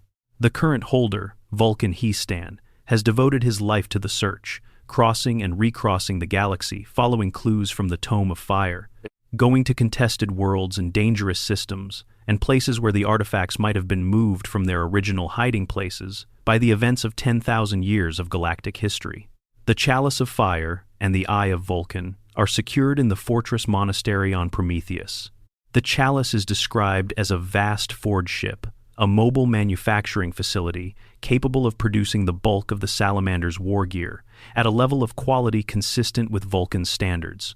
The Eye of Vulkan is the network of orbital defense lasers that protect Prometheus from attack, a military infrastructure so significant that its recovery and installation provided meaningful, strategic benefit to the chapter's ability to defend its home base. Both are products of Vulkan's specific genius for creating things that protect, rather, 4 remain unfound: the Engine of Woes, the Obsidian Chariot, the Unbound Flame, and the Song of Entropy. Their specific forms and capabilities are not fully described in the available lore, which is entirely consistent with the logic of the quest. The Tome of Fire reveals what needs to be revealed at the right time, to the right person, when they have demonstrated the capacity to understand and use what is being shown to them. Vulkan Heastan journeyed to a world called Zero after the creation of the Great Rift, seeking a clue to the Unbound Flame's location. The search has changed in the era Indomitus. For the first time in the quest's history, the Salamanders are no longer alone in it. Successor chapters created from Vulkan's gene seed have joined the effort, sending forces to help search for the remaining artifacts. The Covenant of Fire and the Hammers of Nocturne have deployed entire companies to the hunt. Other chapters have contributed smaller forces. All of them have come to the quest as an act of reverence for the founding chapter, whose Primarch created the gene seed that flows in their veins. The prophecy in the Tome of Fire is stated simply enough that its content is not in dispute, only its timeline and the question of whether it will eventually be fulfilled. When all 9 artifacts have been recovered by the Forge Father, Vulkan will judge the salamanders as having passed the test he set them. He will return to lead them in the final war, the last and greatest conflict that the prophecies foretell for the galaxy. What that final war is, exactly, the tome does not specify in ways that translate clearly into the narrative of the 41st millennium. But the galaxy of the Era Indomitus, with the Great Rift dividing the Imperium in half, with chaos forces pouring through new warp storms that have made Cadia a distant memory, and travel between the galaxy's eastern and western halves, uncertain at best, with Guilliman returned from 10,000 years of near death to try to hold together what remains, looks more like the eve of a final war than any period since the Siege of Terra itself. Whether Vulkan is building toward returning in this specific context, or whether the prophecy describes events further in the future than the current timeline has reached, no one outside of the Tome of Fire itself can say with certainty. But the salamanders search. They always search. And that search, that sustained patience across 10,000 years of absence, is itself a demonstration of exactly the values that their Primarch spent his life building into them. Section 12. Why Vulkan is the most powerful Primarch. Let us make the argument clearly and in full, because it deserves to be made that way rather than gestured at. The question of who is the most powerful Primarch is genuinely contested and genuinely interesting, and the honest answer depends entirely on what dimension of power you are measuring. This is not evasion. It is important. The Primarchs were created to be different from each other, to excel in different ways, to represent different aspects of what humanity could be when shaped by extraordinary genetics and extraordinary circumstances. Comparing them on a single scale is always going to miss something. But certain claims are supportable by what the lore actually says. And on the specific claim of raw physical strength, the comparison among Primarchs is not particularly close. The books describe Vulkan as towering over Guilliman, over Sanguinius, over the lion L. Johnson, Primarchs, who were themselves massive beyond normal human comprehension. He is described in terms that place him at the extreme upper end of the already extraordinary Primarch scale. In terms of the force that his body can generate, the weight it can move, the damage it can absorb, and continue functioning through, Vulkan is consistently presented as being at or very near the absolute top. This does not automatically make him the best duelist or the most effective individual combatant. Those are separate questions. Sanguinius was considered by many of his brothers to be the finest single warrior among all of them, his martial grace and precision exceeding what raw power alone could achieve in a one-on-one engagement. Angron was a devastating fighter, even before his chaos enhancements, his aggression and ferocity, creating a kind of offensive pressure that was difficult to endure, regardless of how much strength you brought to the confrontation. Leman Russ could hoist a Primarch's weight like lifting something light, and fought with a combination of physical capability and ferocious tactical instinct that made him extremely dangerous in direct engagement. Horus at his peak, chaos-empowered, and at the height of his capabilities, was probably the most dangerous single combatant in the galaxy in that specific state. These are legitimate points. A contest between Vulkan and Sanguinius, for example, might well go to Sanguinius on the basis of martial skill compensating for the physical differential. Combat is not simply a matter of who can hit harder in the abstract. But being unable to permanently kill someone is not the same thing as being more powerful than them. And here is where Vulkan's specific case becomes overwhelming. He cannot be killed, permanently, by anything currently known. That sentence needs to sit for a moment before the implications are followed out. Every other Primarch can be killed. This is not a theoretical possibility, but a demonstrated historical fact in most cases. Sanguinius was killed by Horus during the Siege of Terra. Ferrus Manus was killed on Istvan V by Fulgrim. The Daemon Primarchs, who serve chaos, have been elevated to a form of power that is greater than what they possessed as mortals. but they are not immortal in the sense that Vulkan is. They can be banished. They can be destroyed in the material realm, even if they retain some existence in the warp. The processes of chaos enhancement grant power, but they also bind their recipients to patron powers in ways that carry their own vulnerabilities and their own costs. Vulkan's immortality comes from no external source. It is not contingent on the favor of a patron or the functioning of some external system. It is what he is at the biological level, the same way that the Emperor's own perpetual nature is what the Emperor is, rather than something granted or conferred. Every wound heals. Every death reverses. The only substance in the known lore that is specifically described as dangerous to perpetuals is fulgurite, the solidified lightning of the Emperor's power, and even the fulgurite spear driven through Vulkan's chest during the events of the heresy ultimately only extended the period before his resurrection rather than preventing it entirely.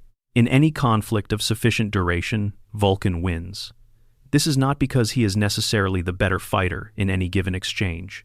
It is because he keeps coming back and his opponents eventually stop. The Dark Eldar raiders who terrorized Nocturne stopped raiding Nocturne.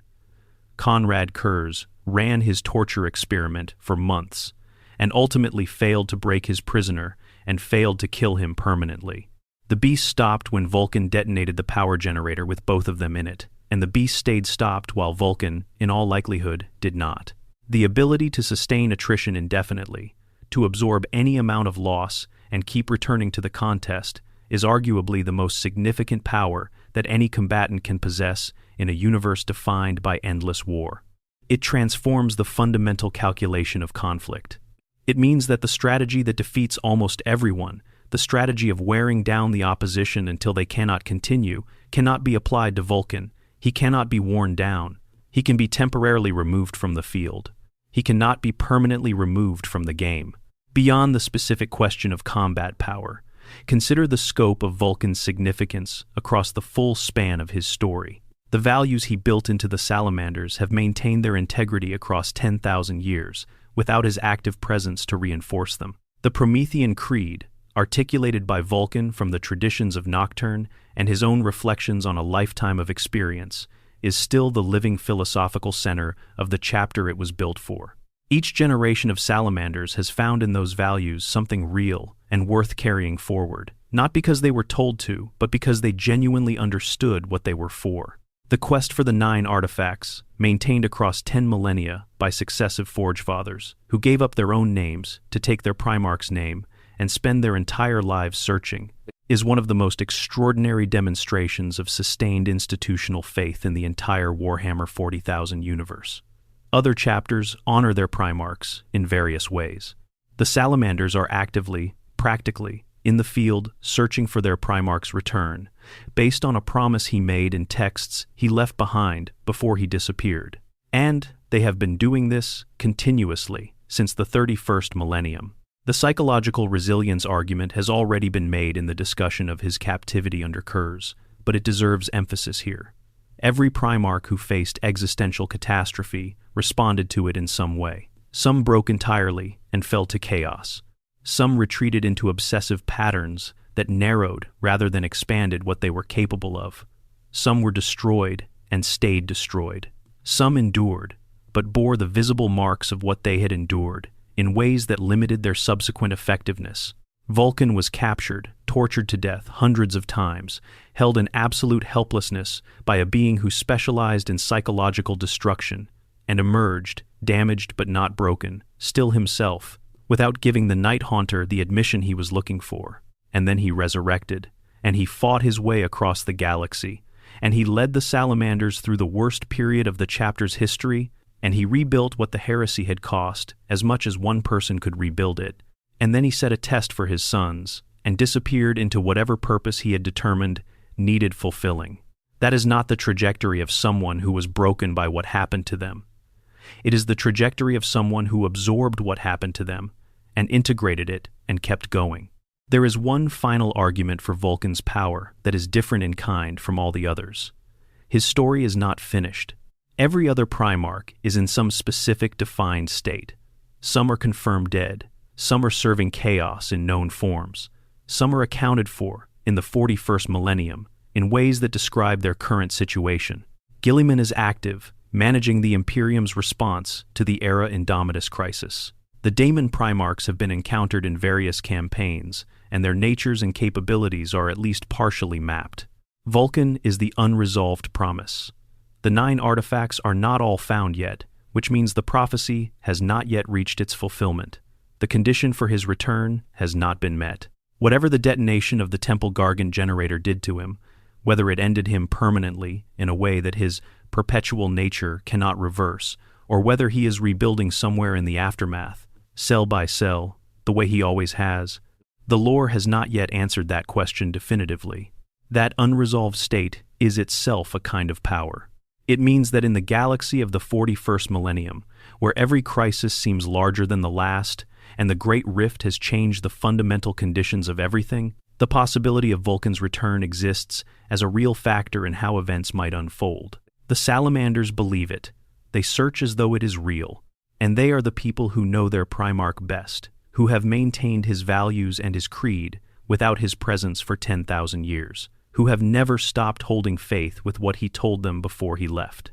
The physically strongest, the only true immortal, the one who cannot be removed from the equation regardless of what is done to him, the one who builds rather than only destroys, who has created things that have been functioning for 10 millennia and will function for 10,000 years more, the one whose values have outlasted his presence, whose sons have proved the worth of what he gave them by keeping it alive without him, the one who sacrificed himself for others rather than the other way around, on Caldera and in the Temple Gargant and 100 smaller moments across thousands of years. In every dimension where power can be meaningfully measured, Vulkan makes the argument convincingly. In the one dimension where the argument is most important, the ability to endure without end, he makes it absolutely. He lives, he always lives, and somewhere in the darkness between the stars, in whatever state his perpetual nature has built from the aftermath of the Temple Gargant detonation, the Lord of Drakes is waiting. The forge burns through every darkness. The fire does not go out. And when his sons find the last of the 9 artifacts, when all of them come home to Nocturne and the prophecy is fulfilled, when the final war that the Tome of Fire foretells arrives at its appointed time, Vulkan will be there, because he has never, in all the long history of dying and returning, done anything other than answer when the call came.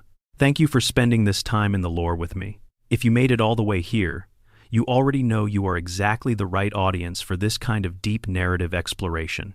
This is what the 41st millennium is at its most compelling. Not just battles and statistics, but 10,000 years of stories about beings who carry impossible burdens and keep going anyway. Stories that are still being told. Stories that have not yet ended. Drop a comment. Tell me what you think about the argument for Vulkan. Is he the most powerful Primarch in your analysis? Who would you put against him in a serious comparison? The debate around this is genuinely interesting, and I want to hear your take. If you are not subscribed, please do that now. Hit the bell so you know when new content arrives. There is so much more of this universe left to explore, and this is where we explore it together. Rest well. The Salamanders keep their vigil, and somewhere, across the uncountable stars of the galaxy, the fire that cannot be extinguished burns on. Extended lore. The forge that shaped a Primarch. There is something worth dwelling on in the specific relationship between Vulkan's 2 primary identities that rarely gets the attention it deserves in discussions of his power and his significance. He is simultaneously the greatest warrior among the Primarchs in the dimension of raw physical strength, and the greatest craftsman among the Primarchs in the dimension of creative production. These 2 qualities might seem separate, even in tension with each other, but in Vulkan's case, they reinforce each other in ways that are fundamental to who he is and what he represents. Consider what it means to be both the most physically powerful being in a generation of physically extraordinary beings, and also someone who channels that power into making things rather than only into breaking them. Most frameworks for understanding power in the 41st millennium are entirely oriented toward the capacity for destruction. Power means the ability to kill more efficiently, to destroy at greater range, to bring more force to bear against whatever needs to be eliminated. The Warhammer 40,000 universe is, as its foundational texts remind us, defined by war and in war, the most obvious application of power is violence. Vulkan is not uninterested in violence. He is a Primarch, created to lead armies and conduct campaigns across the galaxy, and he has done both with effectiveness that any assessment of his military record would confirm. He killed 100 Dark Eldar with 2 blacksmith's hammers before he understood what he was. He tore through traitor marines on the black sands of Istvan V until nuclear weapons were required to take him out of the fight. He killed the Beast, the most powerful orc warlord in recorded history, through a combination of physical force and the willingness to deonate himself alongside his target. He is not a peaceful being who happens to have extraordinary physical capabilities, but the application of strength to creation, rather than destruction, is a philosophical position as much as a practical one, and Vulkan's life is full of demonstrations that this position runs deeper than convenience. He taught metalworking to the people of Nocturne before he taught them to fight. He forged Dawnbringer as a weapon designed to also be a rescue mechanism, with the teleportation beacon built in, not because it improved the weapon's lethality, but because it provided an escape option for the person carrying it. The 9 artifacts he created and scattered across the galaxy are masterworks that serve specific, protective, or beneficial functions rather than being purely offensive instruments. The Chalice of Fire is a manufacturing facility. The Eye of Vulkan is a defense system.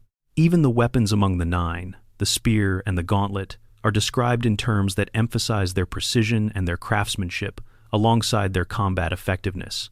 This orientation toward creation has produced things that have endured for 10,000 years and are still functioning and still significant. That is a form of power that combat effectiveness alone cannot replicate. A victory in battle lasts until the next battle. A weapon or a fortress or a system of values built well enough to outlast its creator lasts indefinitely. The Salamander's tradition of every battle brother being a skilled smith in his own right is a direct expression of Vulkan's philosophical commitment to this balance. The chapter that was built in his image is one where the ability to make is treated with the same seriousness as the ability to destroy, where the forge is as sacred as the battlefield, where the quality of what you create with your hands is an expression of your character in exactly the same way that your conduct in combat expresses it. The specific quality of Salamander's war gear across the full history of the chapter reflects this tradition concretely. Salamander Artificer armor is recognized as some of the finest produced outside of Mars's highest-level facilities. The weapons individual battle brothers carry bear the marks of personal creation and personal maintenance in ways that distinguish them from the standardized equipment of chapters that rely more heavily on industrial production. The Forge Drakes, the most experienced smiths in the chapter, create equipment of a quality that approaches the work of the Primarch himself, though nothing fully reaches it. Vulkan's craftsmanship extended into areas beyond conventional weapons and armor during the Great Crusade years. The lore hints at devices and systems he created that solve specific problems in ways that no other artificer of the period could have managed. Applications of his intuitive understanding of materials and processes that suggested something beyond even extraordinary technical knowledge at work. The Furnace's Heart, the directed energy weapon that Ferrus Manus crafted and gave to Vulkan as a demonstration of their friendship and their mutual appreciation for work of genuine quality, inspired Vulkan to create a reciprocal gift for his Iron Hands brother. These exchanges, documented incompletely in the surviving records of the Crusade era, suggest a level of creative competition between the two Primarchs that pushed both of them toward work they might not have achieved working independently. The loss of Ferrus Manus at Istvan V was therefore not just the loss of a friend and a military ally. It was the loss of the one peer who truly understood what Vulkan was doing when he stood at a forge. The Iron Father who had shared the philosophy of creation as something worth doing for its own sake, not just as a means to the end of better weapons. When Vulkan destroyed the mechanical puppet that the cult of the Gorgon was presenting as a resurrection of Ferrus, the grief in that act was specifically the grief of someone who understood that the real Ferrus could not be replicated, that what had made the friendship valuable was the specific quality of a specific mind that no simulacrum could reproduce. This understanding of irreplaceability, of the unique value of individual beings, is deeply embedded in the Promethean Creed's attitude toward human life. The The principle that every human life is worth protecting is not an abstract statement about categories. It is a statement about individuals. The specific person in front of you, with their specific history and their specific relationships and their specific contributions to everything around them, is worth protecting as themselves, not as a representative of the category of humanity. This is the granular version of the same philosophy that Vulkan expressed when he refused to hide while the Dark Eldar took Nocturne's people. Those people were not abstractions.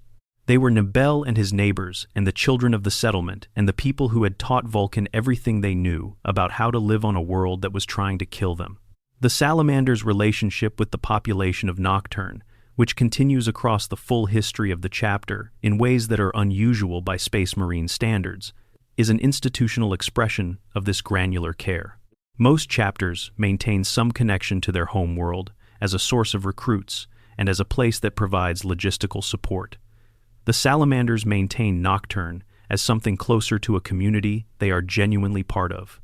Individual Marines maintain relationships with their families, with the settlements they came from, with the ongoing life of the world, in ways that most other chapters would consider incompatible with the psychological requirements of the Astartes condition. The Salamanders have concluded differently, that these connections are not weaknesses, but the specific content of what they are protecting. You cannot protect something you have no relationship with. The depth of their connection to Nocturne and its people is the depth of their understanding of what protection actually means. Extended lore, the philosophy of fire, understanding the Promethean Creed. The Promethean Creed deserves examination in more detail than it typically receives, because it is the philosophical architecture that explains everything specific about how the Salamanders behave and why Vulkan made the choices he made across his entire recorded life. The Creed's central concept is the circle of fire. Not just fire as an element, though the specific properties of fire, its capacity to destroy and to reveal and to transform, make it a particularly rich symbol for the ideas the Creed is working with. The circle specifically refers to the cycle of death and rebirth that fire enables. When organic matter burns, it does not simply disappear. It becomes ash, which returns to the earth, which nourishes new growth, which eventually becomes organic matter again. The same material moves through different forms, transformed but not destroyed, cycling through states that look like endings but function as beginnings. Applied to persons, the circle of fire suggests that what we are does not end with our physical death. It returns to the elements from which it was made, and in doing so becomes part of something larger. The ash and bone of a warrior, laid in the volcanic embrace of Nocturne, contribute to the soil that grows, the food that feeds the next generation of warriors. The specific person is gone, but what that person was made of persists in a different arrangement. The warriors of the Salamanders who are killed in battle are not simply lost, they are returned. This is, among other things, a framework that makes continuing possible in the face of repeated loss. And the Salamanders have experienced repeated loss at scales that would break any organization without a very robust philosophical foundation. Istvan V alone should have ended them. The generations of service that followed, in a universe that does not shortage of ways to destroy Space Marines, have continued to cost. The Creed provides a framework for understanding these losses, not as final defeats, but as transitions, as the fire doing what fire does, consuming the current form to release what it contained. Vulkan's own relationship to the Circle of Fire is, in retrospect, quite literal. He has passed through the fire more than once and returned. The eruption on Mount Deathfire that nearly killed him during the tournament with the Emperor was the first demonstration. The nuclear strike at Istvan V was the most dramatic. The resurrection in the volcanic fires of Deathfire was the most explicitly symbolic. The detonation of the Temple Gargant generator is the most recent. The Creed also addresses the question of what sustains the warrior in the long periods between deaths and resurrections. In the ordinary time of service, when the philosophical weight is not carried by extraordinary events, but by the daily reality of an ongoing commitment. The answer it provides is craft, making things. The forge is a practice of sustained attention and sustained investment in something that did not exist before you made it. Each weapon forged, each piece of armor constructed, each object brought into being through skill and patience and the application of heat to material is itself a small version of the circle of fire. Raw ore, shaped by fire, becoming something that was not there before. The salamanders spend more time at the forge than most chapters consider necessary, because the creed teaches them that the forge is not optional supplementary activity. It is the ongoing practice of the core philosophical principle. A Marine who has not forged something recently has not recently practiced the most fundamental expression of what the Promethean creed is about.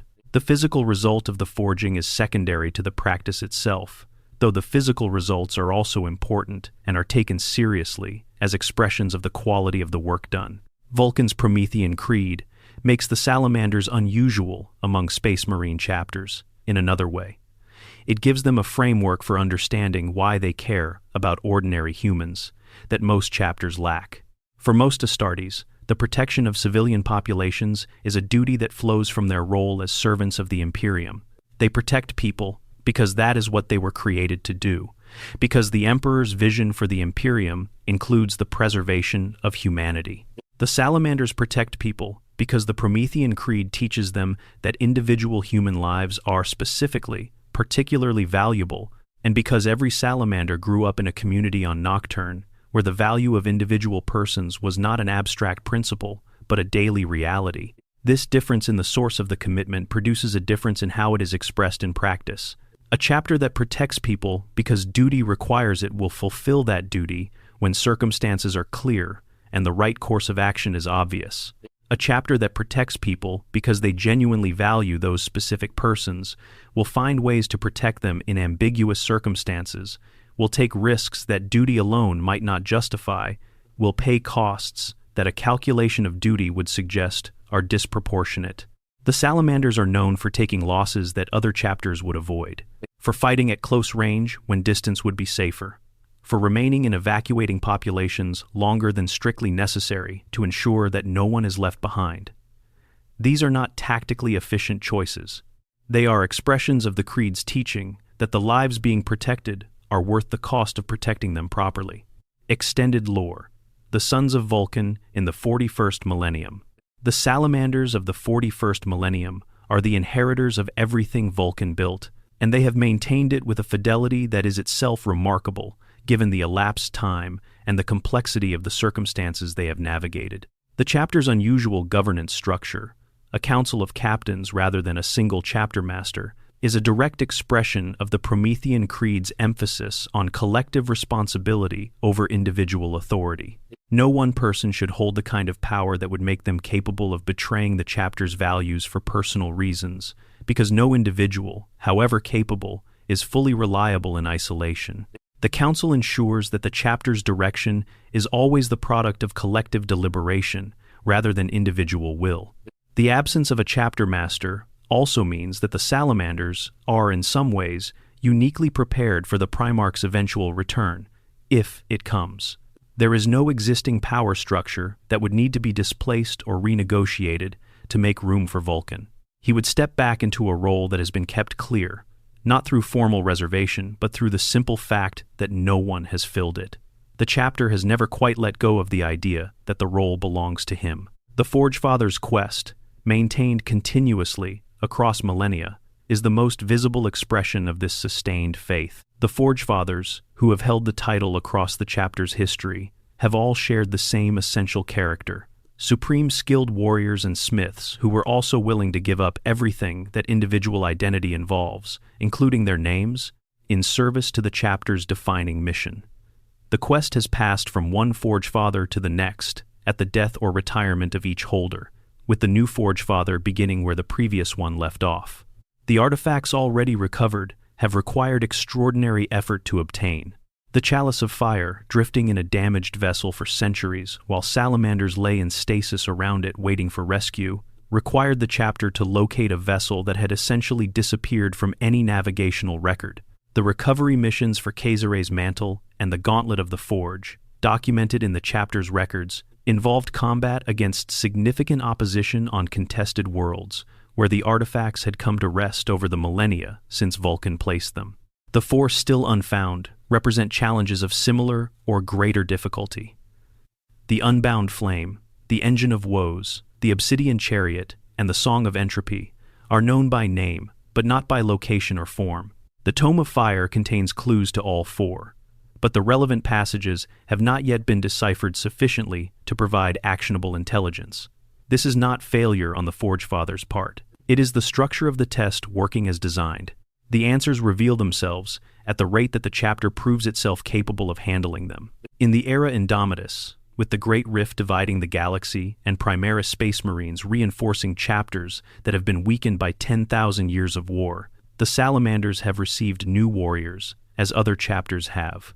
But the integration of Primaris Marines into the Salamanders has faced the same challenge it has faced in every chapter that has a strong existing culture. The new warriors do not yet share the depth of relationship to Nocturne and to the Promethean creed that their older brothers have built over decades of service. The process of integrating them into what the chapter is and what it stands for is ongoing, handled with the patience that the Promethean creed teaches and the genuine care for individual development that Vulkan demonstrated in his own training of his original legion. The chapter fights in the era Indomitus with the same characteristic approach that has defined them for 10,000 years. Close range, flame, and melta. Personal protective equipment of the finest quality. The willingness to absorb cost in the service of protecting those who cannot protect themselves. On world after world, in the constant churning crises of the 41st millennium, the Salamanders are the chapter that stays, that rebuilds, that ensures the population they came to protect actually comes out of the conflict in a condition to rebuild their lives rather than simply in a condition to have survived the immediate threat. This is Vulkan's legacy, running forward through 10,000 years in the actions of the sons who carry his gene seed and his creed and his name in their prayers. Not a monument, not an archive. A living tradition, still being lived, still being acted on, still protecting the vulnerable on worlds across the galaxy in the ways their father showed them were possible. If Vulkan is watching from wherever he is, from whatever state his perpetual nature has carried him to in the aftermath of the Temple Gargant detonation, he is watching his sons being exactly what he made them to be. The forge has kept its fire. The anvil has not cooled. And when the time comes, when the last artifact finds its way home to Nocturne and the prophecy reaches its fulfillment, the Lord of Drakes will return to sons who have proved themselves worthy of him by spending 10,000 years being worthy of themselves. That, in the end, might be the most important thing to understand about Vulkan. His greatest power is not the strength that can break mountains, though he possesses it. It is not the immortality that makes him unreachable by death, though he has that too. It is the ability to build something so genuine and so true to human experience at its best that it lasts without him, runs without him, keeps being itself across timescales that should be sufficient to erode anything. He built something that survived Istvan V, that survived the loss of most of its members, that survived the absence of its Primarch for 1,500 years between the heresy and the War of the Beast, and then survived his second disappearance for the millennia that followed. That kind of building is the most permanent form of power available to any being in any universe. Vulkan is the most powerful Primarch because he is the only one who cannot die permanently, yes. But he is also the most powerful because he is the only one whose work keeps living, regardless of whether he does. Extended lore, the Dark Eldar, and the making of a Guardian. The relationship between Vulkan and the Drukhari that spans his entire life is worth tracing in more detail because it illuminates something specific about how his values were shaped that the surface account of his childhood defense of Hesiod does not fully capture. The Dark Eldar are, by the standards of the species and factions that humanity has encountered in the 41st millennium, among the most personally vicious. Their culture is oriented around suffering and sensation in ways that make them uniquely predatory toward other beings in a universe full of predatory beings. They do not kill because they need resources or territory in the conventional sense. They harvest pain and vitality because their particular relationship with the warp requires them to sustain themselves through the suffering of others. Their raids on worlds like Nocturne were not incidental to what they were. They were the fundamental mechanism by which the people of Kamara sustained their existence. Growing up in a world that was regularly raided by beings of this particular character watching people he knew and cared about taken away to fates that no one who went described afterward, shaped Vulkan's understanding of what exploitation looks like in its most naked form. The Dark Eldar do not pretend to any justification for what they do. They take because they can. They cause suffering because suffering is what they feed on. There is no argument to be made with them, no common ground to be found, no framework in which what they are doing might be understood as anything other than predatory extraction. This clarity about exploitation, learned young and reinforced repeatedly, made Vulkan immune to certain kinds of reasoning that tripped up some of his brothers later in the Crusade. When the argument was made that civilian casualties were acceptable costs of efficient conquest, he could see in it the same logic that the Drukhari applied to Nocturne. When the suggestion arose that fear was a legitimate and effective substitute for genuine security, he could trace that argument back to the same root as the Dark Eldar's assumption that the strong had the right to use the weak however they chose. The specific incident with the surrendering Dark Eldar captive during the compliance of Karaatan, which is recorded in the lore as something that haunted Vulkan deeply afterward, is significant precisely because it represents a moment when he acted in a way that violated his own values. When a remembered Dark Eldar woman from the raiding parties that had terrorized Nocturne was in his power during a battle, his response to a surrendering target was not the response the Promethean Creed would have dictated. He killed a surrendering enemy, and he recognized immediately that this was wrong, that it was a violation of what he claimed to believe, that the trauma of what the Dark Eldar had done to Nocturne had, in that moment, made him do something he would have condemned in another person.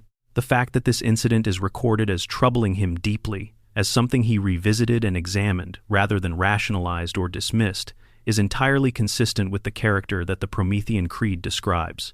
A person whose values are genuinely their own, rather than merely adopted positions, will recognize when they have violated those values, and will treat that recognition as requiring a response. Vulkan's response was not self-flagellation or paralysis, but honest examination. What had caused him to act in a way inconsistent with his stated principles? And what did that reveal about the relationship between trauma and behavior that he needed to understand? This capacity for honest self-assessment, for holding himself to the same standards he held others to, rather than constructing exceptions for his own conduct, is one of the markers of genuine values rather than performed ones. It is also, in practical terms, one of the things that made him effective as a leader over the extraordinarily long span of his active service. The Dark Eldar appear again in his story during the journey through the webway toward Terra, when Vulkan and his Droxward found themselves in a satellite realm of Camorra. The meeting was inevitable given the path they were traveling, and the outcome, given what Vulkan was and who had raided Nocturne for generations, was not likely to be gentle. But what the lore suggests about this encounter is that Vulkan did not approach it with the personal hatred that his history with the Drukhari might have generated in a less disciplined person. He fought because fighting was necessary. He did not bring to it the sustained rage of someone with personal grievances to settle, which would have been entirely understandable given his biography, but would also have made him less effective and less trustworthy in the way that personal rage tends to. This is the discipline that the Promethean Creed produces in practice, not the absence of feeling, but the maintenance of function despite feeling. Not the denial of what has been done to you, but the refusal to let it determine what you do to others. Extended lore. Vulkan and his brothers. The texture of Primarch relationships. The Primarchs were, as a generation of beings, simultaneously capable of extraordinary loyalty and extraordinary conflict. They were too alike in some ways, and too different in others, for their relationships to be simple, and the history of the Horus heresy is in part a history of what happened when those complicated relationships were subjected to the extreme pressures of civil war. Vulkan's relationships with his brothers tell us something specific about him, that his combat record and his craftsmanship and his philosophy do not fully capture on their own. The friendship with Ferrus Manus has already been discussed in detail, but it is worth adding that the specific form their relationship took, two master craftsmen with different aesthetic philosophies engaged in creative competition that pushed both of them to work they might not have achieved independently, is a template for the best kind of productive rivalry. They challenged each other. They criticized each other's work with the specific authority of someone who understood what good work looked like in that domain. and they supported each other in ways that went beyond professional respect into something that the word friendship describes, because no better word is available. The loss of Ferris at Istvan V was not just a military loss for the loyalist cause, though it was certainly that. It was the loss of the person who understood Vulkan in a specific and irreplaceable way. And the period after Istvan V, when Vulkan was in captivity and the Shattered Legion's survivors of the Iron Hands were attempting to carry forward their fallen Primarch's legacy in circumstances that would have broken most people, represents a parallel grief on both sides of the same wound.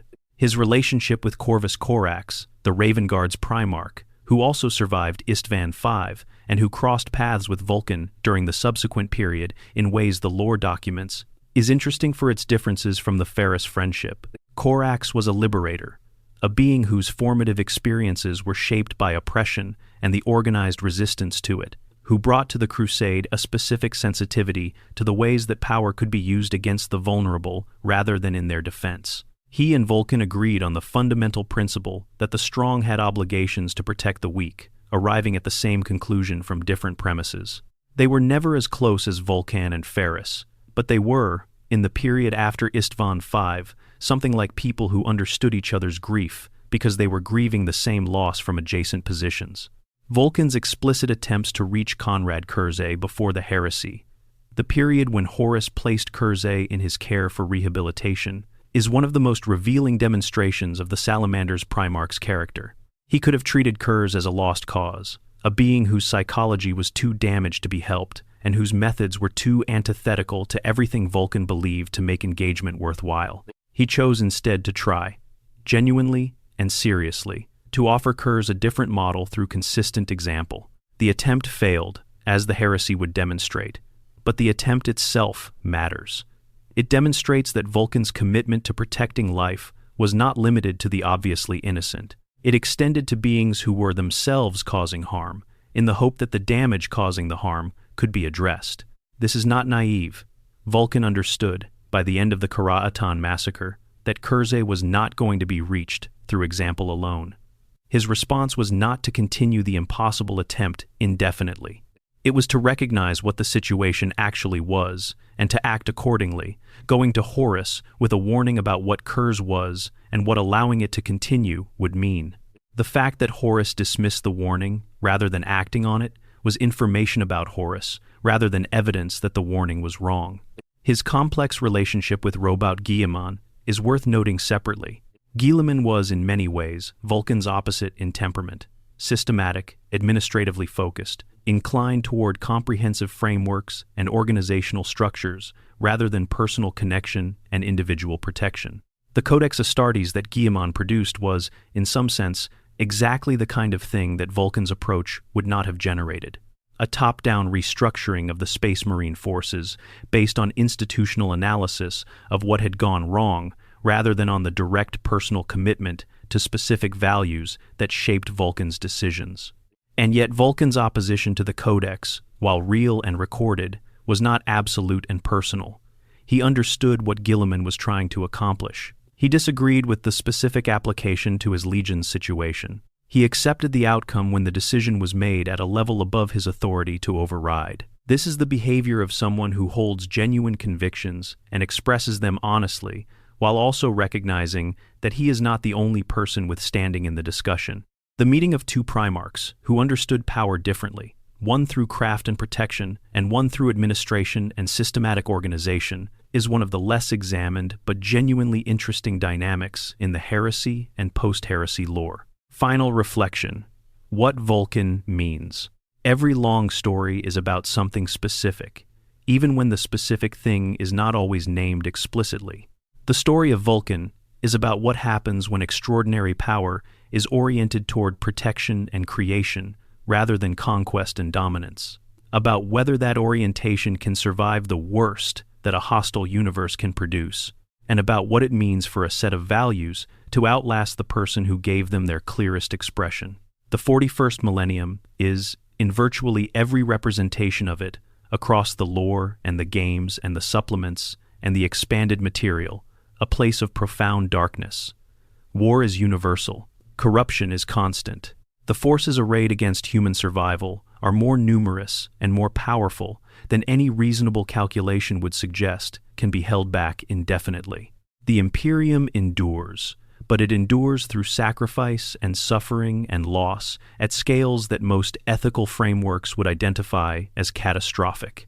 In that context, the Salamanders are unusual, not because they are more effective military units than other chapters, though they are highly effective, not because they have better equipment or more strategic flexibility or some tactical advantage that others lack, but because they fight for something that is specifically personal rather than abstractly imperial. They fight for the person in front of them, the settlement they are defending, the family that is sheltering in the building behind their battle line, the world that will need to be rebuilt when the fighting is done.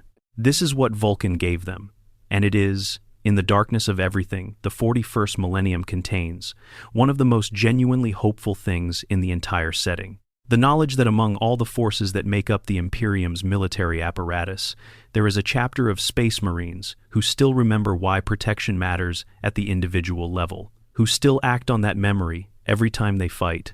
The forge is still burning, the sons of Vulkan still carry the creed, and somewhere in the vast dark, the Lord of Drakes himself waits for the call that his nature makes it impossible for him to ignore.